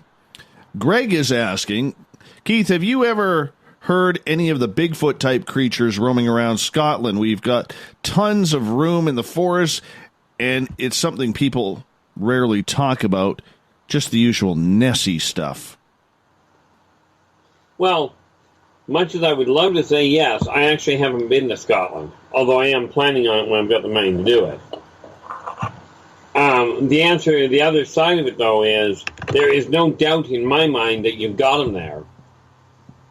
There's no doubt there at all. The only question is whether you've got the forest land, and I don't know Scotland at all, so I couldn't answer this one. If you've got a forest, then you can bet that they'll hide in it. Now, on the other hand, there is a race very similar to the Bigfoot, the Wara, which you can bet are over there, because they've got the ability to conceal themselves to the point of what you call invisibility. Right. All right, let's move on here. Go to Joey. Says, I'm confused, Keith, how our radio waves are being picked up at such great distances away from Earth when you take into account the inverse square law and the speed of light.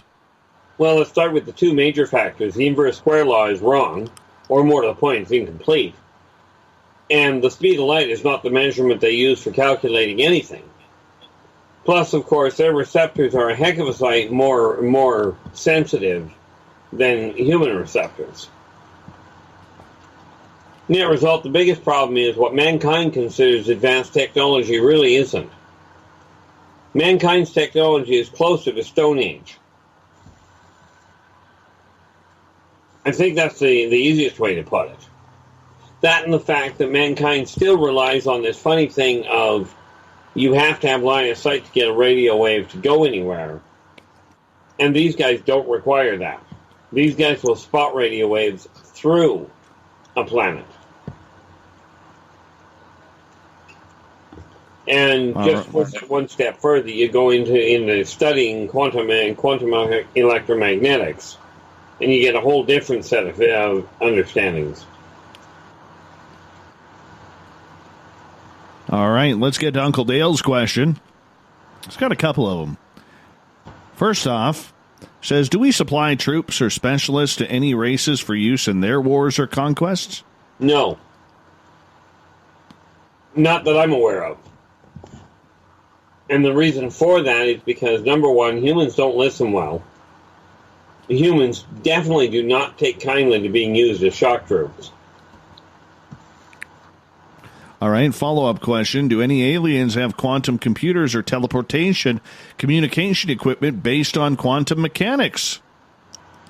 Yeah, they learned that in kindergarten. They actually deal with a quantum electric flux, a holographic interface. And so, yeah, their computers they use a crystalline base, like an actual crystalline base for their database. Okay, instead of the very inefficient electronics, as they put it. Mankind's idea of using wires and what have you to transmit data is so outdated to them that even the kids in what would amount to grade school don't consider that technology. They consider humans' most advanced technology kind of like the string and cup theory.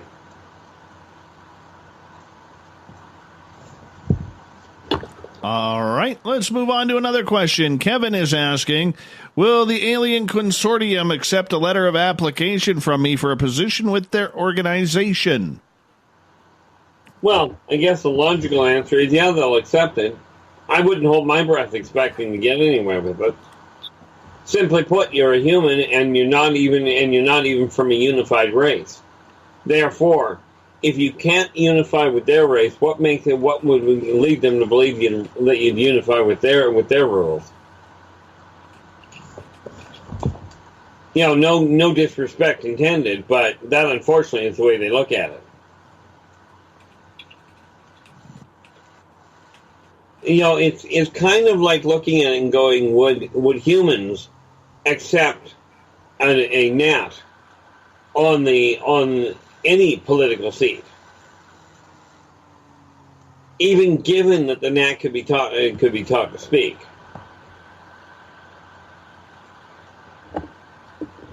You know, all right. Go ahead. I'm just saying they don't look down on humans, but in all fairness, they do.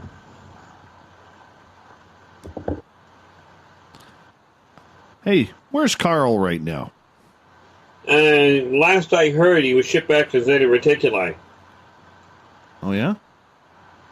Well, he kept doing things he wasn't supposed to. But right. He is alive. Like what, snarking me on Twitter? Actually, I was thinking about stalking you in your own backyard. They're not supposed to actually do that. But on the plus side, I haven't seen him in a while. Man. It's almost been since that incident. That was October 27th, 2017. We're coming up on 2 years again. Yeah. On the plus side, he wasn't getting punished for it. He was called back to explain his experience. Picture, if you will, a reverse UFO conference. Oh, nice. Do they have those up there? Do they have the extraterrestrial humanoid conferences? Essentially, yes. Oh, you got to tell me about these, man. Got to tell me about these. Well, ultimately, it boils down to the same idea.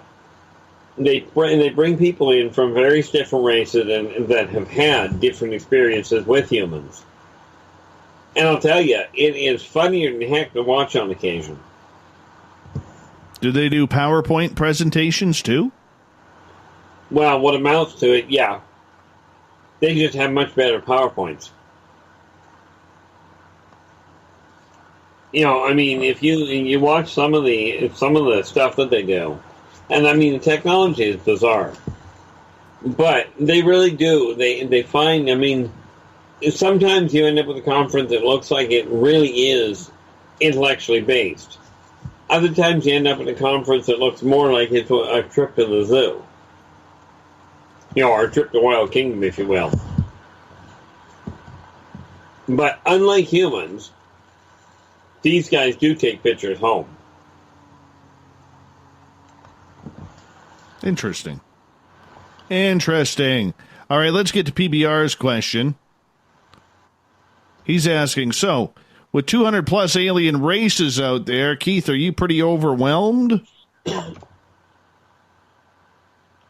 Quite frankly, no. Oddly enough, and I find the same problem. I find the same problem up there that I do down here. In a crowd of people, if I'm not working, I can get really edgy. Doesn't matter what race they are, doesn't matter what gender, what size. But when I'm up there working, the number of peoples and the number of different races don't bother me.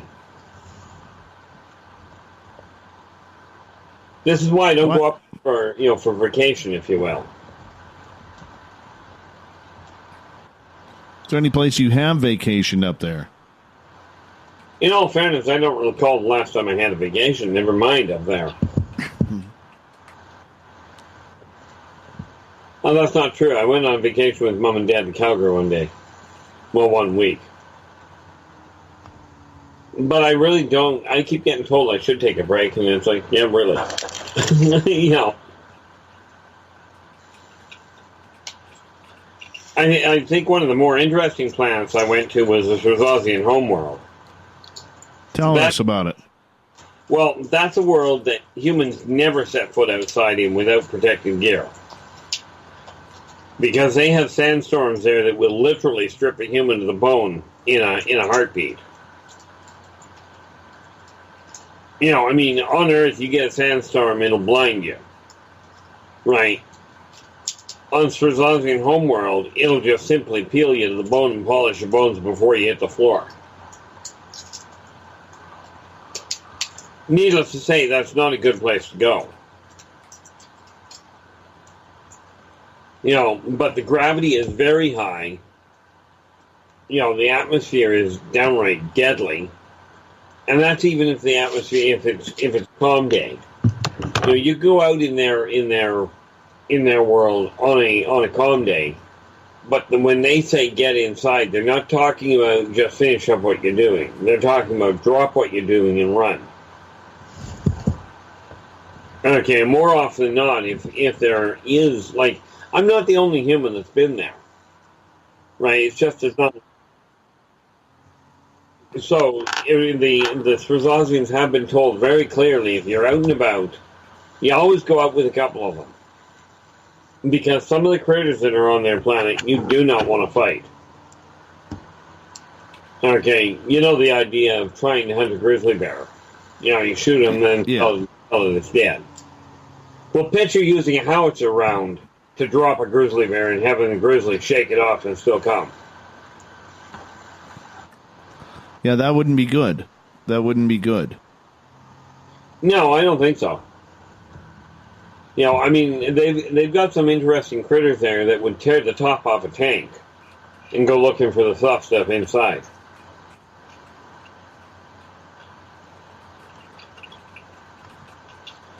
You know, what you got to remember is you're in a high-density planet, you know, a high-gravity planet. Therefore, number one, as a human, you just don't move very fast unless you've got the right gear. Hence why they've got amplification suits, right? And what they do is they amplify your strength. They're basically gravity compensators. Okay. Of course, the other problem that you have even if you do manage to jump, you're likely to break your legs on landing. On Earth, you fall down a set of stairs and, okay, you might hurt yourself. There, because of the added gravity, you're likely to break more than just a few bones. What's it like when? Hold on a second, because you bring up where is this anti-gravity? Like, where is this planet you were speaking of? It's not anti-gravity they have it, and basically what it boils down to is a what would amount to a spacesuit that has hydraulics built in, or it's got magnetic amplifiers to enhance your own movement so that you can walk. It's not an anti-gravity field, per se. It's just gravity compensator so you don't get actually crushed. Everett is asking if there is an intergalactic Disneyland out there somewhere. Yeah, but they usually call it a wormhole. The young kids, when they can get away with it, will skirt the edge of a black hole just for giggles. But what he's referring to, not that I've seen. Oh, yeah? Yeah, that's interesting. See, the reality is this. Mankind builds things like Disneyland because mankind likes to have things controlled. And there's all these safety protocols. Now, I don't know about you, but when I was growing up, we considered it a lot of fun to jump between vehicles that were moving. And you never got hit? We always made sure the other vehicle had already gone by before you did that. Although, in all fairness, we did on occasion get clipped. Of course you did. See, now they call that... Go ahead. Yeah, now humans call even climbing between moving vehicles illegal, because apparently it's dangerous. Yeah, I know it's illegal, Keith, when you kind of jump in and out of traffic. I mean, so basically you were playing human Frogger is what you're talking about. Yes. But it was a lot more exciting than the other stuff you do today. I mean, that will digress really quickly. People get extremely excited by pixels. I take a look at it going, that's nothing compared to what we used to do. True. We got about 4 minutes before we got to go to break here at the top of the hour. Our Keith Andrews is our guest tonight on Spaced Out Radio. Keith, when you have this kind of contact and they take you way up into the stars, how does your body react to that? Do you have to have any bathroom breaks? Does it affect the bowels or affect the urinary tract system? Because a lot of people have that happen when they're flying or traveling long distances on boat, wherever it may be. How does it affect the body? Well, number one, because of the gravity compensators, you don't actually have the same problem. So it's basically like being in a very stationary yet mobile vehicle. You really don't feel the movement itself. Mind you, what I do is I tend to avoid the windows. But that's because of the fact that the lights go by so fast that I get dizzy from it. But that's me personally. Right. If it doesn't affect you, then you can look out the window all you wanted. I do periodically, if they're stopping to look at something like an imploding star. Those are neat to watch. But on the whole, where it comes to the body, because of the fact that their compensators, their motion compensators, are so much better than what mankind has. Like, you never feel the engines run. Right. Whereas on the big ferries, like big Cairn ferries, you can feel the engines kick in. Right. On theirs, you can't. You know, the other thing you got to remember is one of the things that causes people's bodies to react funny on Earth is the change of positioning. In the starship, there is no up or down. Okay, so you don't have that problem. How is there no up or down? I can't imagine that. I can understand that. It's because of the way that the whole system is built. I've been on some ships where you can literally walk around the hallway. As in, you start on the floor, walk up the wall, across the roof, and down the other wall. Right. Okay, but it's because the way that the whole system is designed, it causes a counterbalance on natural tendency. But it does take getting used to. Right. We got about a minute left here. So, on your body, does it affect your sight? So, for instance, do you start seeing gray or black with your sight, considering there's not much color out there in space? Oh, you'd be amazed how much color is out there. Oh, really? Cool. It is not just a dull gray. Okay. For me, the problem, it does affect my sight, but that's because of the speed it moves. Right, because I end up seeing, and it's my eyes primarily, because I see the after image, which completely mucks up my equilibrium. Right. You know, right.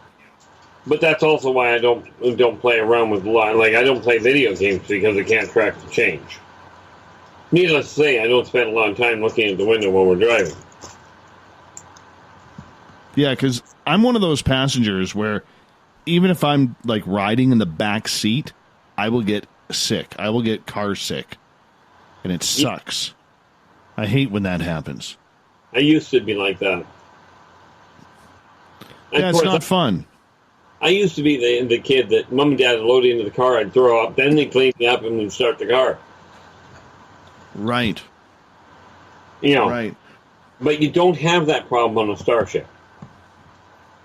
Hey, Keith, I'm going to get you to hold on right there, my friend, because we are going to go to break here at the top of the hour. 2 hours down already. Cannot believe how fast this show is going. Our Keith Andrews is our guest tonight on Spaced Out Radio. He comes in the first Friday of every month for the ET Connection. Stay tuned. We got Keith for another 30 minutes.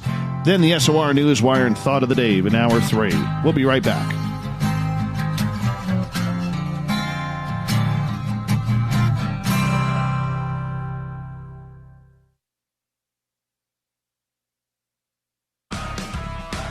Get your horns up with me on Spaced Out Radio. This is Ron Bumblefoot THAL. Come tune in to SOR where you can hear me rock out with Little Brother is Watching, the official theme song of Spaced Out Radio. And then come on over to bumblefoot.com where you can find out about my tour schedule, my music, and everything else. Bumblefoot.com keeps you up to date on what I'm doing and the best way to stay in touch with my music and music camps. Sign up for my newsletter at bumblefoot.com and remember, Little Brother is Watching.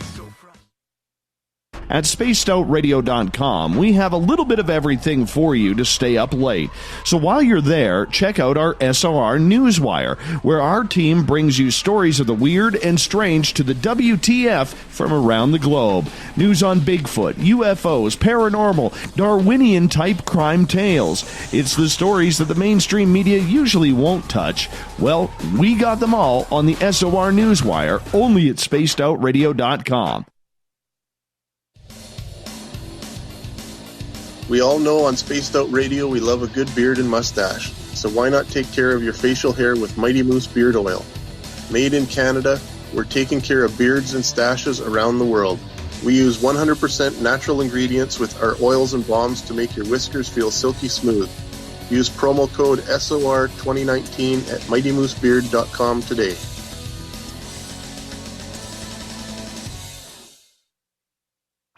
Come hang out with Spaced Out Radio where we own the night. This is Carl. You can follow Dave on Twitter at Spaced Out Radio, and during the show, use the hashtag Spaced Out Radio to chat with us live. On Instagram, at Dave Scott SOR. On Facebook, give our page a like, Spaced Out Radio Show. SOR archives are free on YouTube at Spaced Out Radio. Come join us, or I will come join you. See you at your window. Find your escape where time has no limits. It's about living today and cherishing the heritage of yesterday. A spirit of adventure for what is new, with the nostalgia of the past. Your timepiece is a reflection of who you are. Life surrounded by beauty from the world around us to the soul within. EscapeWatches.com. There is no time like the present to enjoy your escape. Use promo code SMF2017 for your 20% discount today. The Call of the Wild is in Vancouver. The Moose Vancouver is one of the hottest bars and restaurants in the city. Open until 2 a.m. nightly, the Moose will rock you like a hurricane all night long. Great food with everything on the menu at $6.95 near the corner of Nelson and Granville. Get your horns up and come rock with us. The Moose Vancouver, the official rocking bar of Spaced Out Radio.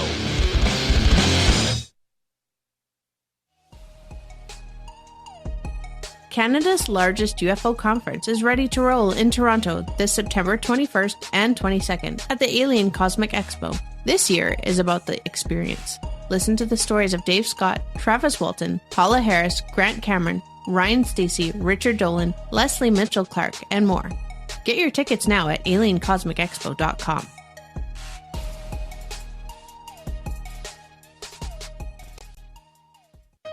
Hey fans, it's Dave Scott. Do I have something for you to check out? A great documentary about legendary Mexican investigative journalist Jaime Maussan and his search for the truth about UFOs. Beyond the Spectrum, Maussan's UFO files can be found on Amazon Prime. It's free to watch if you're a member. You might even hear me in it. So check out Beyond the Spectrum, only on Amazon Prime. Visit purpleplates.com today. For over 40 years, the Purple Energy Plates have been delivering amazing results for their many customers.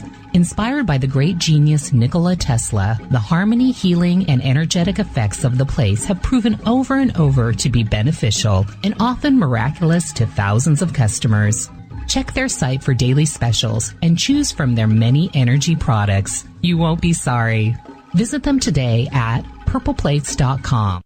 So, you love talk radio? Then you'll love TalkStreamLive.com. TalkStream Live is always on, 24/7 with the best streaming talk shows. Find your favorite talkers and discover some new ones. It's free, readily available online or on mobile with any smartphone or tablet. Finding your favorite talk shows all in one place has gotten a whole lot easier. Just go to TalkStreamLive.com. Be sure to download the free apps from Google Play or the iTunes App Store. Are you having encounters with the paranormal, supernatural, or ufological that you cannot explain?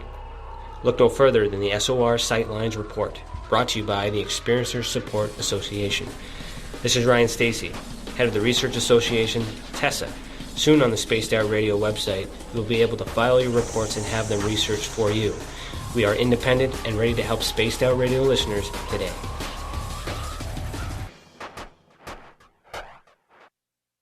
From the mile-high mountains of Colorado to all of you around the world, this is Tessa Nicole Thomas, and I invite you to stick around spacedoutradio.com for Saturday and Sunday nights where I host Spaced Out Weekend. Let me take you on a wild ride of weird and strange topics, from ghosts and ETs to remote viewing, psychic phenomena, and so much more. We get going at 9 p.m. Pacific, midnight Eastern Time on Spaced Out Weekend, where we own the night. On the first Tuesday of every month, I encourage you to come along for a journey with me, Geraldine Orozco, on The Spiritual You. Together, we will take a look at how to access the highest expression of yourself and change your life. Consciousness, ET contact, health, and wellness, we can talk about it all. So come along for a spiritual ride with me, Geraldine Orozco, on The Spiritual You, only on Spaced Out Radio. The freedom to post what you want, when you want. That's the social media freedom you need. Social Media Freedom is the free app in your app store. No need to worry about going to jail or being shadow banned any longer. It's the freedom to say what you feel. The freedom to know Big Brother isn't watching. It's the way social media is supposed to be. Social Media Freedom. It's time to set yourself free. Download from your app store today. We are getting ready to relaunch the SOR Space Travelers Club at spacedoutradio.com. For $5 a month, you can join us for a plethora of features found nowhere else. Hang out in a private chat room during the show and after party. You can check out some exclusive content and a store specifically for you, as well as a private listener forum where you can post your thoughts, stories, and pictures. The SOR Space Travelers Club, coming soon to spacedoutradio.com. Come get spooked at the 4th Annual Forest Moon Paracon in Cedar-Woolley, Washington, Saturday, September 28th. UFOs, ghosts, aliens, Bigfoot. Speakers include Mike Morin and Jason Jordan, R. Keith Andrews, and Dave Scott from Spaced Out Radio, and so much more. There will be workshops and a VIP roundtable. Get early bird tickets now at fmparacon.com.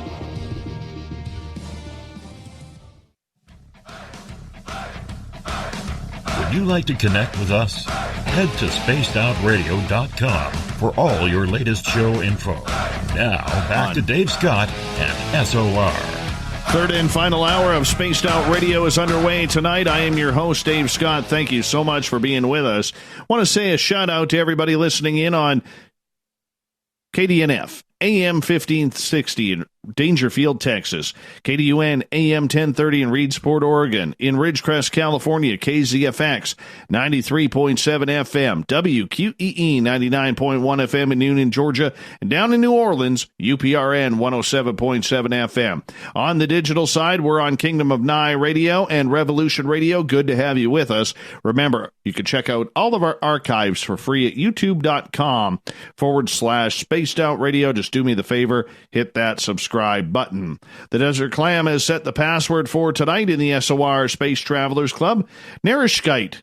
Narishkite is your password. Use it wisely, Space Travelers, as the Clam sets a password each and every night right here on Spaced Out Radio.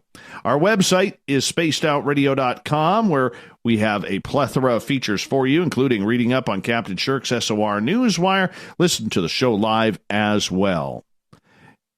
The first Friday of every month, we bring in R. Keith Andrews with the ET Connection. It's an entertaining show where we get into everything talking about extraterrestrial contact, so we get into it.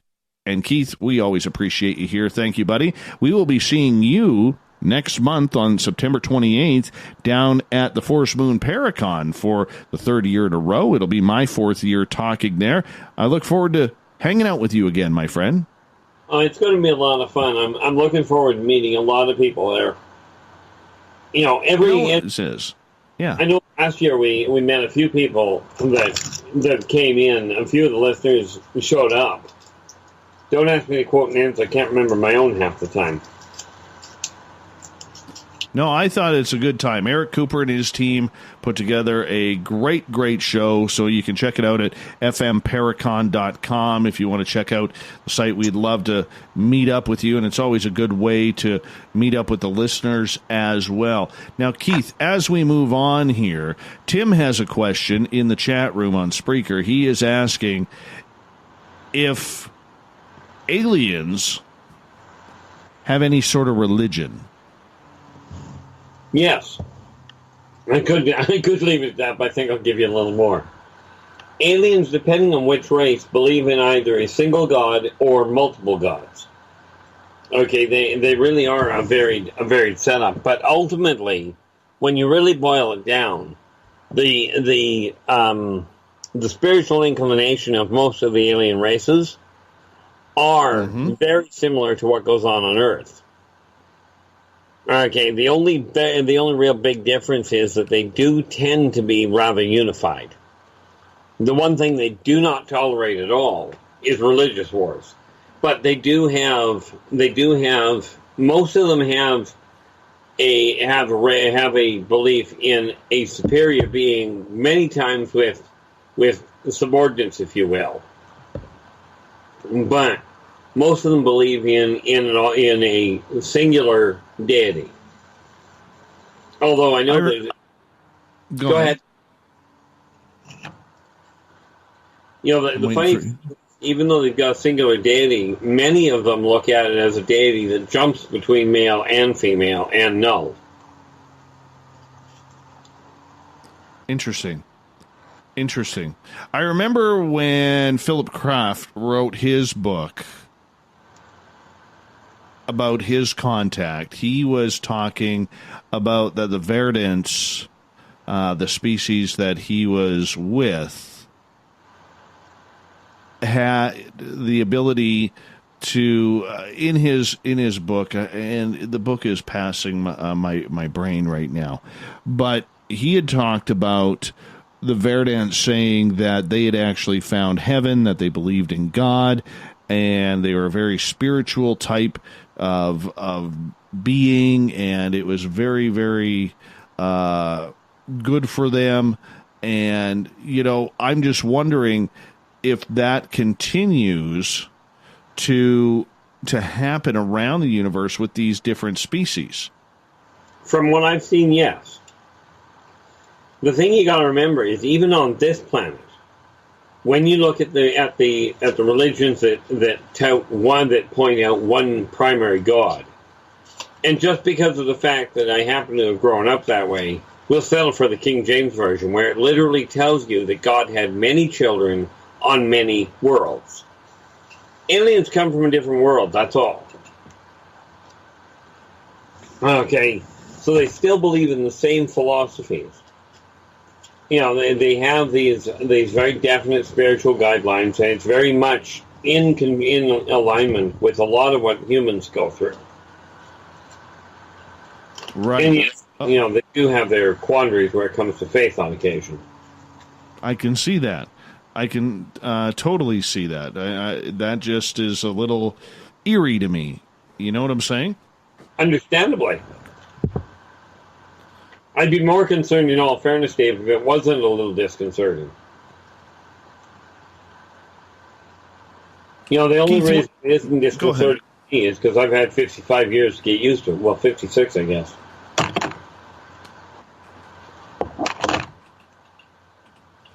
Oh, man.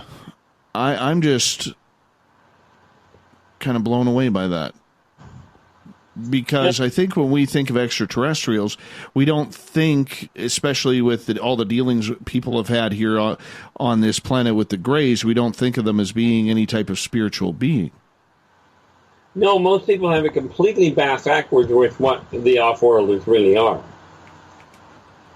In a nutshell, off-worlders and humans are very similar to each other. They have the same overall drives, the same overall outlooks. They still want the same thing, a roof over their head, their families to be safe. They want to be respected. Not feared, but respected. Right. Now, don't get me wrong, some of the races definitely go with the idea of might is right. You don't want to go in again with what I learned was called the Brahmin. You do not want to deal with these guys. The Brahmin and the water are the same idea. From the standpoint of, they believe if they can rip your arms off, then you're not fit to be their leader. Right. I can understand that. They go by the idea of might is right, but the way they paint it, what they consider God can take the strongest Warren available and crush him with just one thumb. Right. I mean, gotcha. Pardon? No, I just said I got you there. Yeah, I mean, they still have they've got this. They don't refer to it as fearing. Like, they do not fear on the whole, what they consider God, they do not fear. The way they're raised to believe it is, if you're fearing God, you're not looking at God. Right. Okay. Now, do you channel extraterrestrials as well? Or yes. No? Is it all... But before you go there, the one thing you got to remember is, because of that stubborn streak of mine, I do not, on the whole, let my voice get shifted gears. I had, years ago when I was out at the Experiencer Speak conference, I had one come through completely. I was told about it after the fact.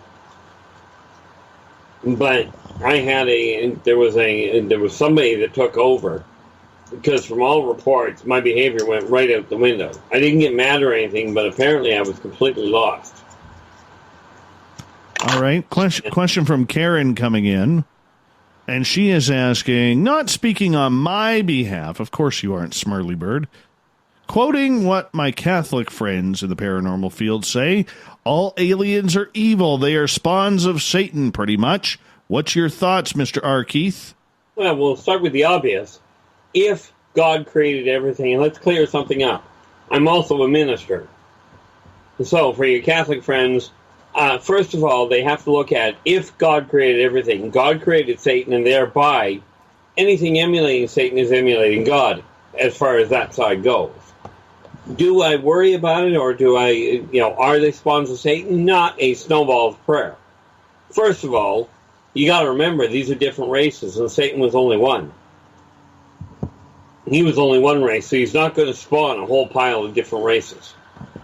Number two, Satan's role has never been conquest or violence. It has been, and this is going to sound really bad to them, but the man doesn't lie. He just simply doesn't tell you what he's going to do with the reality.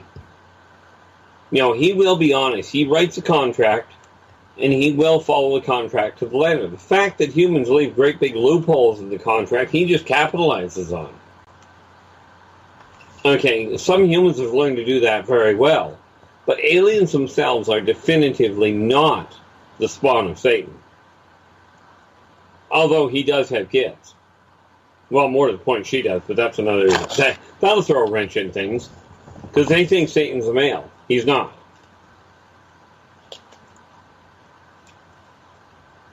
All right. How's that from throwing a wrench into the works? Well, you just dropped an elbow on it, I would say. From the Macho Man Randy Savage there for a quick second. Keith, the aliens that are here now, there are many people, including yourself, and we touched on this a little bit earlier, that you do believe that there are aliens among us right now. Do they stay in places such as major metropolises where there's a larger population, or do they go into the wilderness trying to find what's out there? Do they go look for animals? What exactly are they doing on their exploration, or are they just on vacation and just covering up? Well, the unfortunate part is the answer to that question is quite literally yes. In other words, it depends on the individual. Some of them come down from a research standpoint, at which point they will go to the heavier metropolises, unless they're looking to find out the ground routes. And you'll love this one, and I forget what it is and what they're called. The people that are very, I forget what they're called. They live off the grid, as it were. There's a specific religious sect of people. They all dress like they're from the pilgrimage. I just forget what the name of them are. And I'm talking humans. The little communities that don't use technology at all. But the fucking off-worlders will go and see them.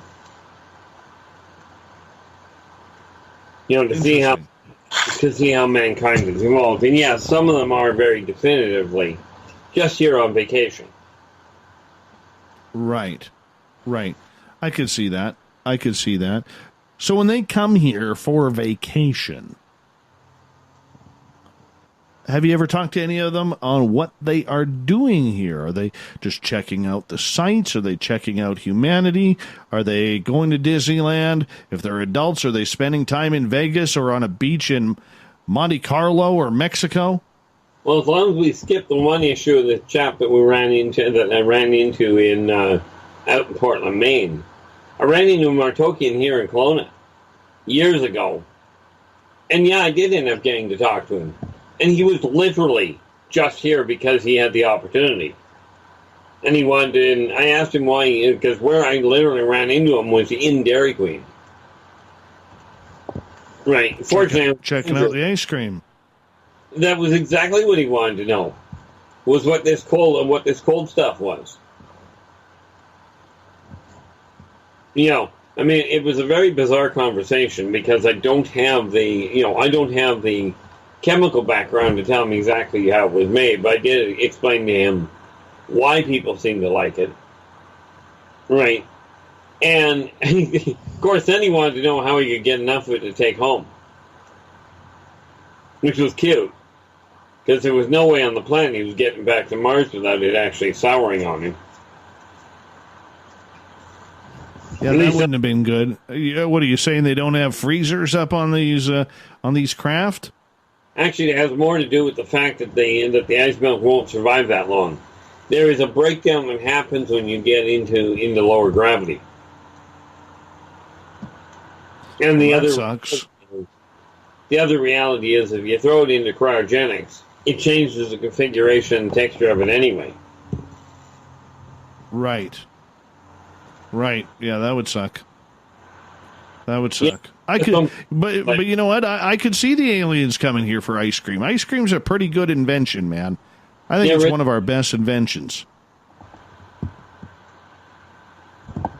Yeah, and it really was. The aliens certainly didn't come up with it. Oh, no.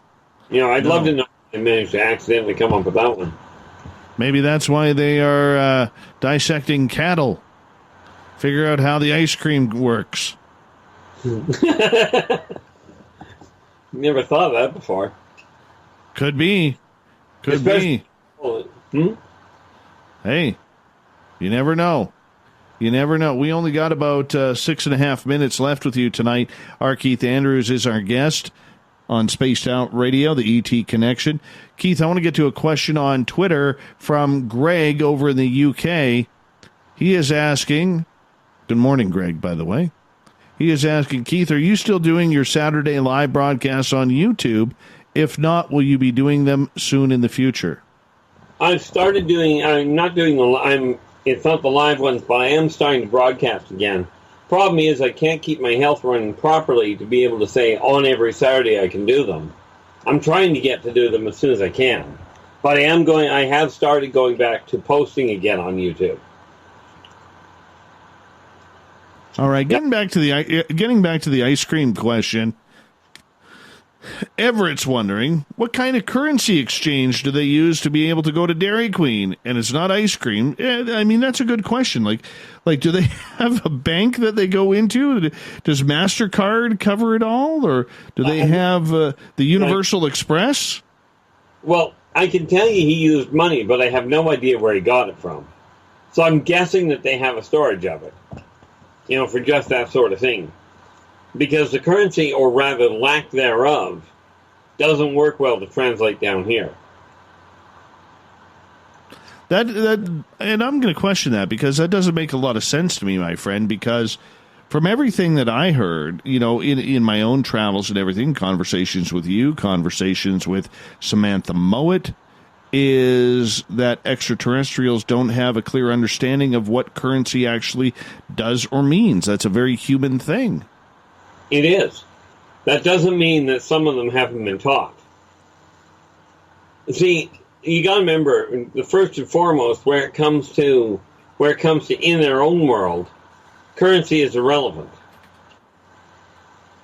Okay, but the barter system does still exist. Okay, and once you can get that through to them, they can actually understand money. The fact that they don't on the whole is because they don't actually work with money. And unless they're specifically coming down to deal with humans, they don't tend to think about looking into it. So what you're saying is they are very communal. Extremely. I mean, I'd love to say what kind of like, but it's not. So how would they say? Kevin says, no Tim Hortons in space, Dave. Well, I'm going to change that. I'm going to buy the franchises for the moon. That's what I'm going to do. But, I think that's a great idea, personally. Hey, why not? But in regards to money, though, how do they get it? The best way I can put it, and it's just a suspicion on my part because I really don't know, but it would make sense if you're collecting people up. It would not be hard to take money out of their wallet. I mean, there's any number of ways you can get it. I mean, let's face it, humans keep getting it in bizarre ways. And rest assured, not every alien is law-abiding.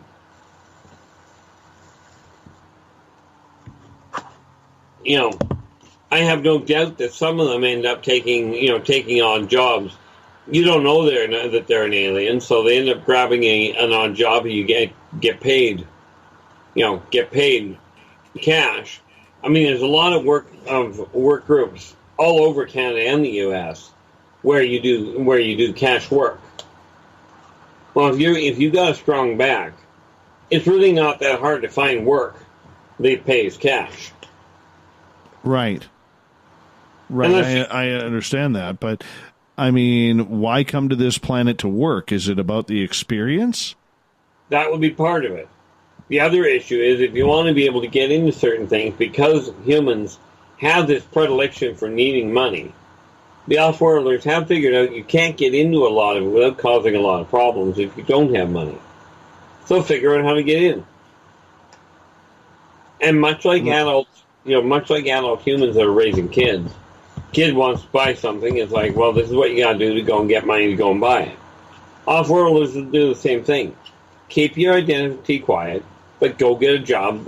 Go get a job digging dishes. Go get a job cutting wood. It's funny when you tell a Warren to go cut wood, he'll break the tree off at the root, and go, is that what you wanted me to do? Of course, he won't say it in that language, but you get the idea. A what? A root? A wara. Wara. With the root. What the heck's a wara? Well, you know what a Bigfoot is, obviously. Yes. A wara is very similar. They are simian they are ape-like in appearance, but they make your strongest gorilla look like a weakling. And where are they from? Well, they're from way off-world. I cannot give you a planetary name, although I can tell you it's completely jungle-run, jungle overgrown. Have you ever heard tale of real violent Sasquatch? Yes. That's Wara. Okay. How do they breathe here? Because as we go into the final minute here, Keith, I always wondered, for some of them, wouldn't oxygen be like poison to them? Yeah, like Pleiadian, a true Pleiadian you'll never see on this planet alive. Because to them, Earth's atmosphere is literally corrosive, never mind impossible to breathe. Okay, most of them have their own type of rebreather, or they've got an atmospheric ventilation suit. Right. Okay, but there are a number that do breathe a close enough oxygen to what Earth has that they can function quite well. Like Nordics are an obvious example. Right. Right, I get that. My friend, it's that time of the night and that time of the month where we got to say good night to you. And our next time we will have you on the air will be on Friday, September 6th. Hard to believe we're already looking into September, my friend. Yeah, no doubt. It has absolutely been. Our Keith Andrews and the ET Connection happens the first Friday of every month. Keith, thank you so much for coming on tonight. Coming up next, we have the SOR Newswire and the Thought of the Day. Stay tuned.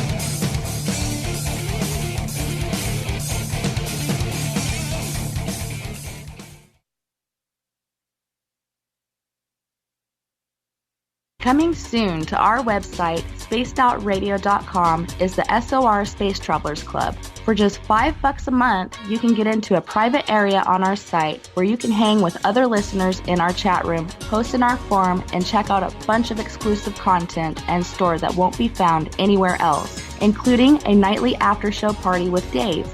It's going to be the best $5 a month you're going to spend.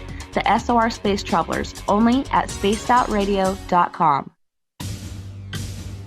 Are you having encounters with the paranormal, supernatural, or ufological that you cannot explain? Look no further than the SOR Sightlines Report, brought to you by the Experiencers Support Association. This is Ryan Stacy, head of the Research Association, TESA. Soon on the Spaced Out Radio website, you'll be able to file your reports and have them researched for you. We are independent and ready to help Spaced Out Radio listeners today. Hello, this is your guitar man, Ron Bumblefoot Thal, and I have to tell you, I love the response I get for Little Brother is Watching from Spaced Out Radio fans. It's amazing how music can inspire and make people think deeper about what's going on in the supernatural world. You can head over to my website, bumblefoot.com, to check out my music, my guitar workshops, my touring, even check out some of the hot sauces that I'm working on. And make sure you keep on listening, because with Spaced Out Radio, you know Little Brother is watching. Hey, Spaced Out Radio listeners, it's Dave Scott. I want you to check out a great documentary I'm involved in called Beyond the Spectrum, Mosson's UFO Files. Directed by Darcy Weir, the film follows Jaime Mosson's journey for mainstream journalistic truth in ufology in Mexico. Beyond the Spectrum can be found on Amazon Prime. If you're a member, watch it free. It's worth the watch.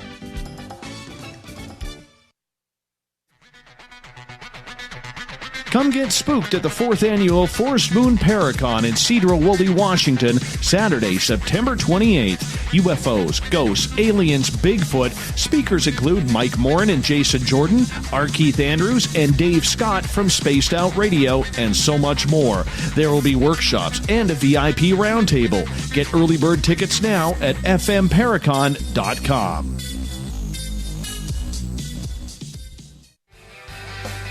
From the heartlands of Canada to beards around the world, we know how to take care of you. Fill your follicles with the Mighty Moose Beard Oil. All our oils and balms are handmade and 100% natural ingredients because we care about your beard. And hey, use the promo code SOR2019 and get your Mighty Moose Beard Oil today. You can check us out on our website, mightymoosebeard.com.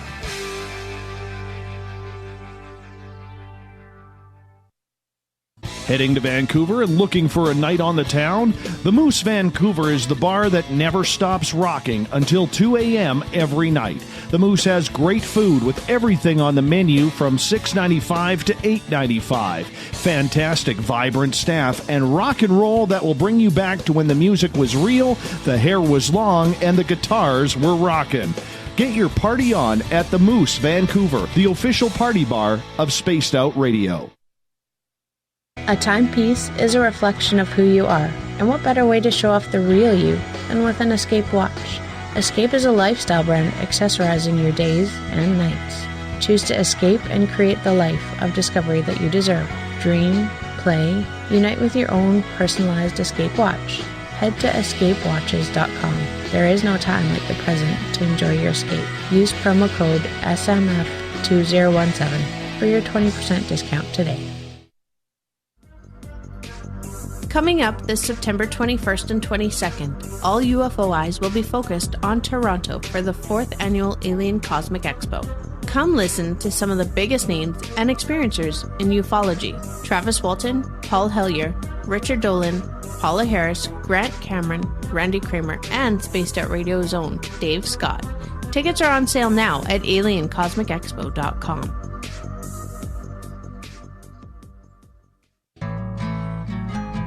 Looking for a place to advertise at a very reasonable cost? Look no further than Spaced Out Radio. SpacedOutRadio.com has an advertising tab that you can click to check out our daily, weekly, and monthly packages to play on the radio, or our website including social media. From commercial spots to banners, we have it all. Check out our competitive pricing today.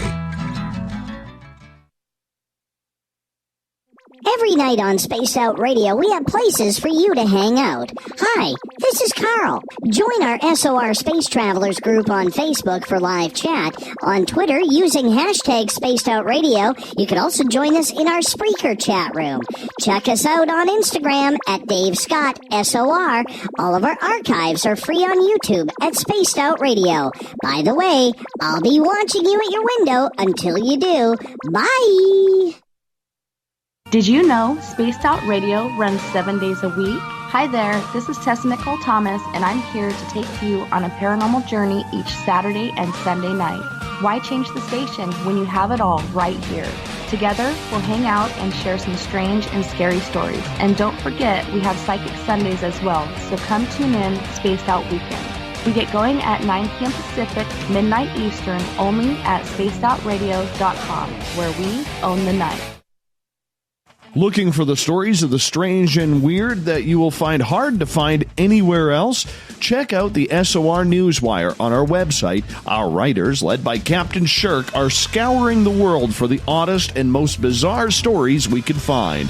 Everything from weird crime to suspenseful and paranormal. We're working hard for you to bring you the most intriguing news of your day. Check out the SOR Newswire at spacedoutradio.com today. Are you intrigued by Paranormal Talk Radio? You'll love the new Paranormal Radio app from TalkStream Live. You'll find a great selection of talk shows covering UFOs, ghosts, strange phenomena, and much more. Download the Paranormal Radio app now and start listening to the very best in paranormal talk entertainment, including the network you're listening to right now, the Paranormal Radio app, free in Google Play and the iOS App Store.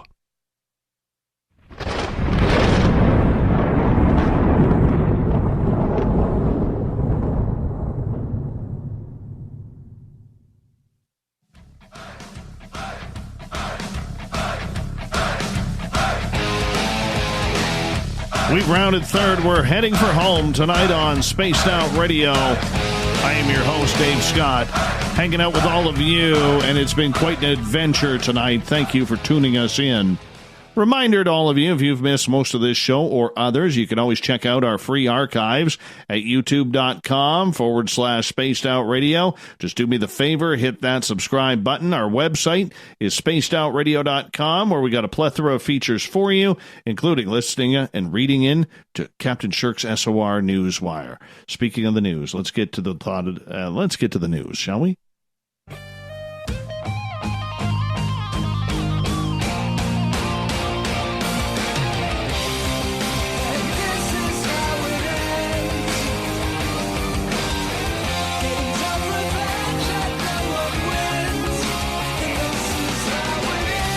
The news is always changing, which is why we bring you the SOR Newswire at the back end of every show.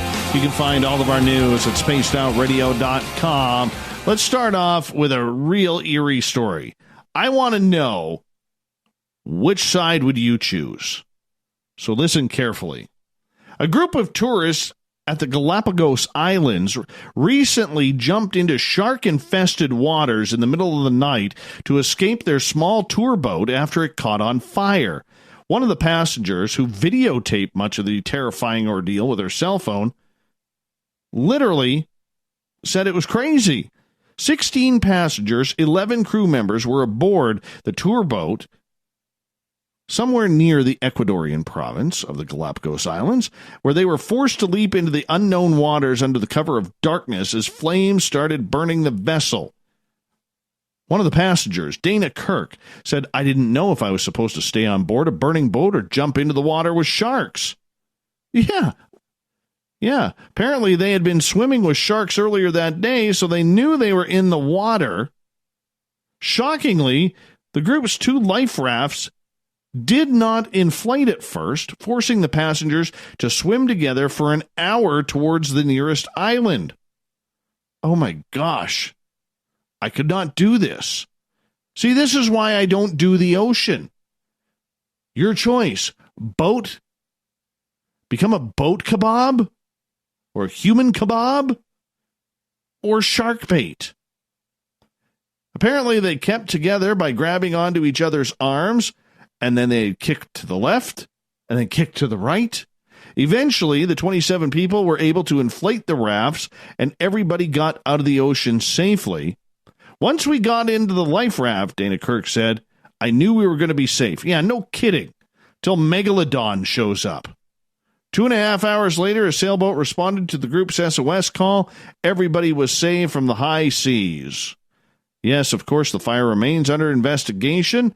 The tour boat is said to have been repaired and returned to service. Yeah, that's why. No, I'm just never doing that. You know, land is safer. Much safer. Scary incident at Amazon today in Lexington, Kentucky, where authorities say a package emitting a vapor led to the evacuation of an Amazon fulfillment center. Yeah, the Lexington Fire Department responded this morning to the scene and evacuated about 500 employees from the building. Fire Major Jordan Sass says 6 people reported symptoms, including burning of eyes, and they were treated by a mobile ambulance that was sent to the scene. Sass says that someone at the center said a return package began emitting vapor. Hazmat team was called to the center as precaution. Officials will say afterwards they are still trying to determine what substance was causing the problem. Probably some perfume or something. Who knows? Well, this is going to be interesting. With NASA's plans to work with SpaceX to develop ways to go further into space, one of those is to actually set up a gas station up there. Yeah, SpaceX is now going to be setting up a gas station. The team will work with both the Glenn Research Center in Cleveland and the Marshall Space Flight Center in Alabama. Orbital refilling is vital to humanity's future in space, says Elon Musk. More likely spacecraft to spacecraft, as aircraft do an aerial refueling, than a dedicated depot, at least at first. So apparently there's not going to be any Spirit of 76 orange balls spinning around somewhere near a cluster of asteroids or anything like that. Yeah. Kind of interesting. Kind of interesting. An Ohio man was arrested after he walked into a local bank, passed a note to the teller demanding money. But he forgot one simple thing. On the back of the paper that he used was his name and address.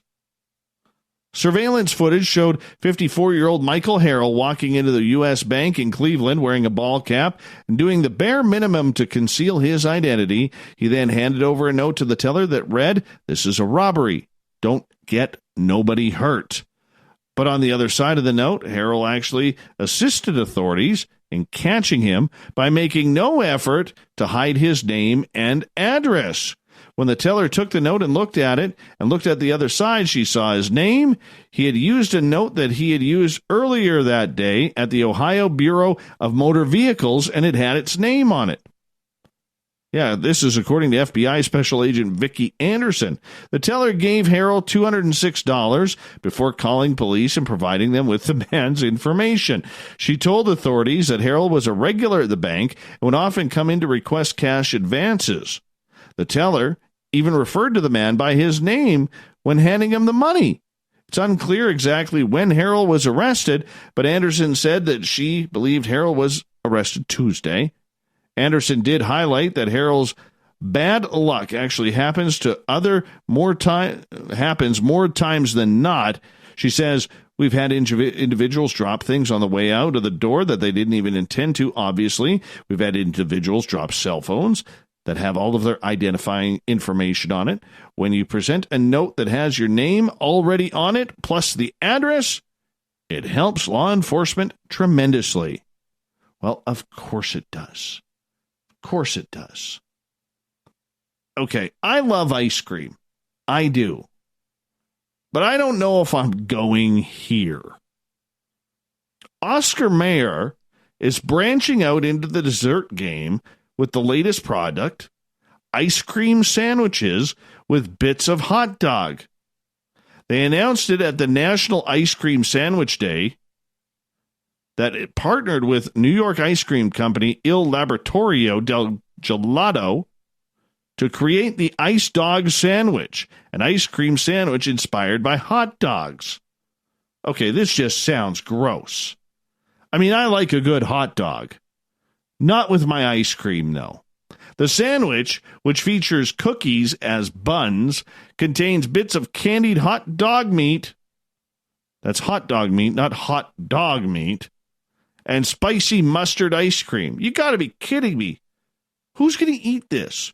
The company said its Wienermobile will drive around Manhattan during the week of August 12th to distribute free samples of the unusual dessert. The announcement comes on the heels of condiment company French's creating a mustard-flavored ice cream that it's said will be available in select cities during the summer. Who's going to buy mustard ice cream? If you are buying mustard ice cream, you are somebody that should not be trusted.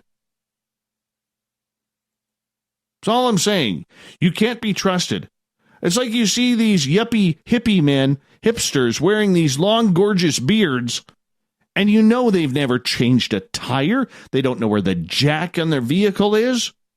They don't even know where the stick is to check the oil. Can't have a beard without that. Chainsaw? Oh, heck no. That might ruin the manicure. It's the same thing with people who eat mustard ice cream and hot dog ice cream. Wouldn't trust them. Wouldn't trust them. Firefighters in Massachusetts came to the rescue of a raccoon that ended up trapped with his head sticking through a sewer grate.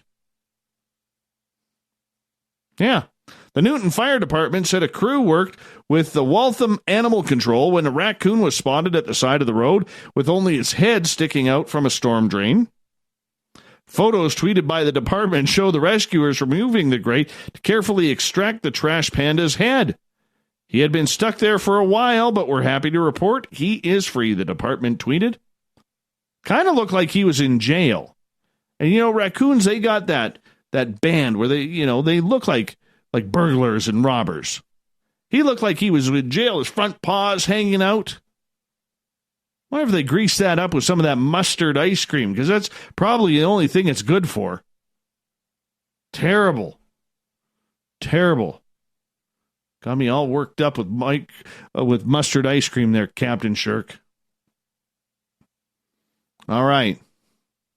Let's head east in Canada, just above Newfoundland.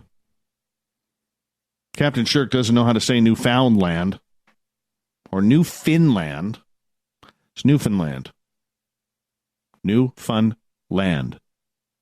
Newfoundland.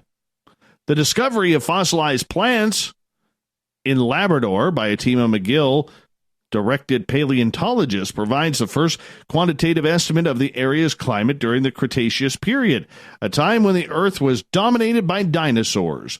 The specimens were found in the Redmond No. 1 mine in a remote area of Labrador near Shefferville about a year ago. Together with specimens collected in previous expeditions, they are now at the core of the recent study published in Paleontology. Some of the specimens are the first of their kind to have been found in the area, Alexandre Demers-Potvin said, a graduate student from the University of McGill, or McGill University, said they used the samples he collected to establish that eastern Canada would have had a warm temperament and fully humid climate during the middle of the Cretaceous period. Man, I guess they were hoping that would have stuck around when the Titanic was sailing. Fossilized leaves and insects known to be very similar to communities that today live further south had been found at Redmond No. 1 mine in the late 1950s. Yeah, and they led paleontologists to hypothesize that the Cretaceous climate of Quebec and Labrador was far warmer than it is today. Well, no kidding. No kidding. Dinosaurs. Dinosaur leaves. Dinosaur bugs. Ugh. Big reptiles. All right. Finally, I hope you saw this story. Let's go back in the ocean. We started with the ocean. Let's end with the ocean. All right? Here we go. Team of researchers has captured incredible footage of a close encounter with an ancient species of shark known as the blunt-nosed sixgill. The team, led by Dean Grubbs from Florida State University, were conducting dives in a submersible called the Nadir as a part of an expedition organized by Ocean X to tag one of the sharks in the deep sea environment. During one of those dives, the team were fortunate to come up close and personal with a huge female blunt nose, one of the largest sharks in the world, which one of the researchers in the video can be heard describing as definitely bigger than the sub we are on. The sub crew were left in the state of awe by the encounter. "My goodness, that is amazing," one of the team commented, while another can be heard saying, "This is a monster. She is huge." At one point, the shark even tries to nibble on the spear gun attached to Nadir. The blunt nose is part of an old lineage of sharks that can be traced back 180 million years ago in the fossil record. In fact, it represents perhaps the oldest living lineage of sharks in the world, researchers say. They are highly distinctive due to the fact that they have 6 large, conspicuous gill slits, hence the name. Most sharks only have 5. Blunt-nosed 6 gills are distributed across tropical and temperate waters around the world, usually living at depths between 650 and 3,300 feet, although they have been spotted up to 5,000 feet below surface. However, researchers know very little about the species. Tagging them could enable scientists to learn more about the biology and behavior and how to protect them from threats. It's all about the sharks. All about the sharks tonight.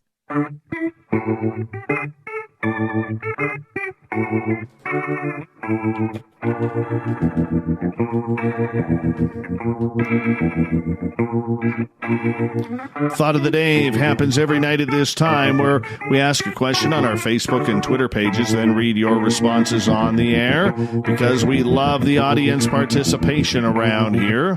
Today's Thought of the Day is as follows. Tell me about your experiences with aliens. Mr. Skeptic on Twitter. They make the best tamales. Obviously dining with R. Keith Andrews there. UFO Hunter. Have too many. Let me consult my Rolodex. Sends a couple of pictures of black objects in the sky. Thought Shifter. For me, 3. Nice and simple. Puxley. Too much woo. I'd lose friends here, but I'm not comfortable with aliens. Consider that science is entertaining the notion that we are possibly in some form of simulation. I think our aliens are hackers. Great shows this week, Dave. Thumbs up to you, Puxley, for listening on in the early morning in the UK. Daniel. As a young child, I had terrifying experiences at night. The most frightening of them was the giant chicken people. They were yellow, not blue. Taro. I've never had an experience, but honestly, I'd love to have one. I'd even leave with them if given the opportunity. Graham. Dave, my good friend. I have often spoken to R. Keith Andrews, and during our talks, he has confirmed a race. The Leonids are a tall, strong, brave species and inquire at certain times for special and gifted individuals. Of course, I do question their motives, but I support any wisdom shared. Graham. Whoa, Dave. Hold the probes and implants, man. Now that's Jenga. Sarah. Wish I could, but I don't have any. Julian. Saw a close ship with a black hublos in the 1880s in Quebec Lake Echo. I'm going to think you maybe mean 1980 there. Also a shadowy silhouette watching us doing LSD around a table one night.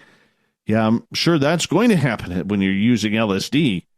And one night I was sleeping, and in my dream, a door opened, and in real life, I felt a touch by something in many places. It was creepy. Jamie. Wish I had some sort of experience in regards to aliens. So do we. Oh, so do we. Let's get to our Facebook crowd now. Nikki. Not ready to discuss details of that publicly, though maybe one day. Edie, I got nothing yet. Heidi, heard the Vrillin broadcast live in 1977. Does that make me an experiencer? Certainly impacted me deeply, and even now I can remember exactly how it sounded and how I felt at my 5-year-old self was very definitely placed on a path I am now. Bob, when I was 19, I was taking a daytime nap on my parents' living room couch. I woke up and I saw my 2 kid sisters standing next to me. I thought it was bizarre and started to smile and call them out about their weirdo behavior. But I focused in on them and saw they were actually 3 gray aliens. Once I noticed I was awake, and they freaked out and ran away down the hallway. I went back to sleep. I've never had a similar experience before or after. Cameron, how much time are you giving us? Well, you would have time if you would have typed something out. Debbie, removing an object from the neck, having one at home, having a futuristic dreams, telepathically communicating with them, being monitored, harassed by government. Sounds like fun.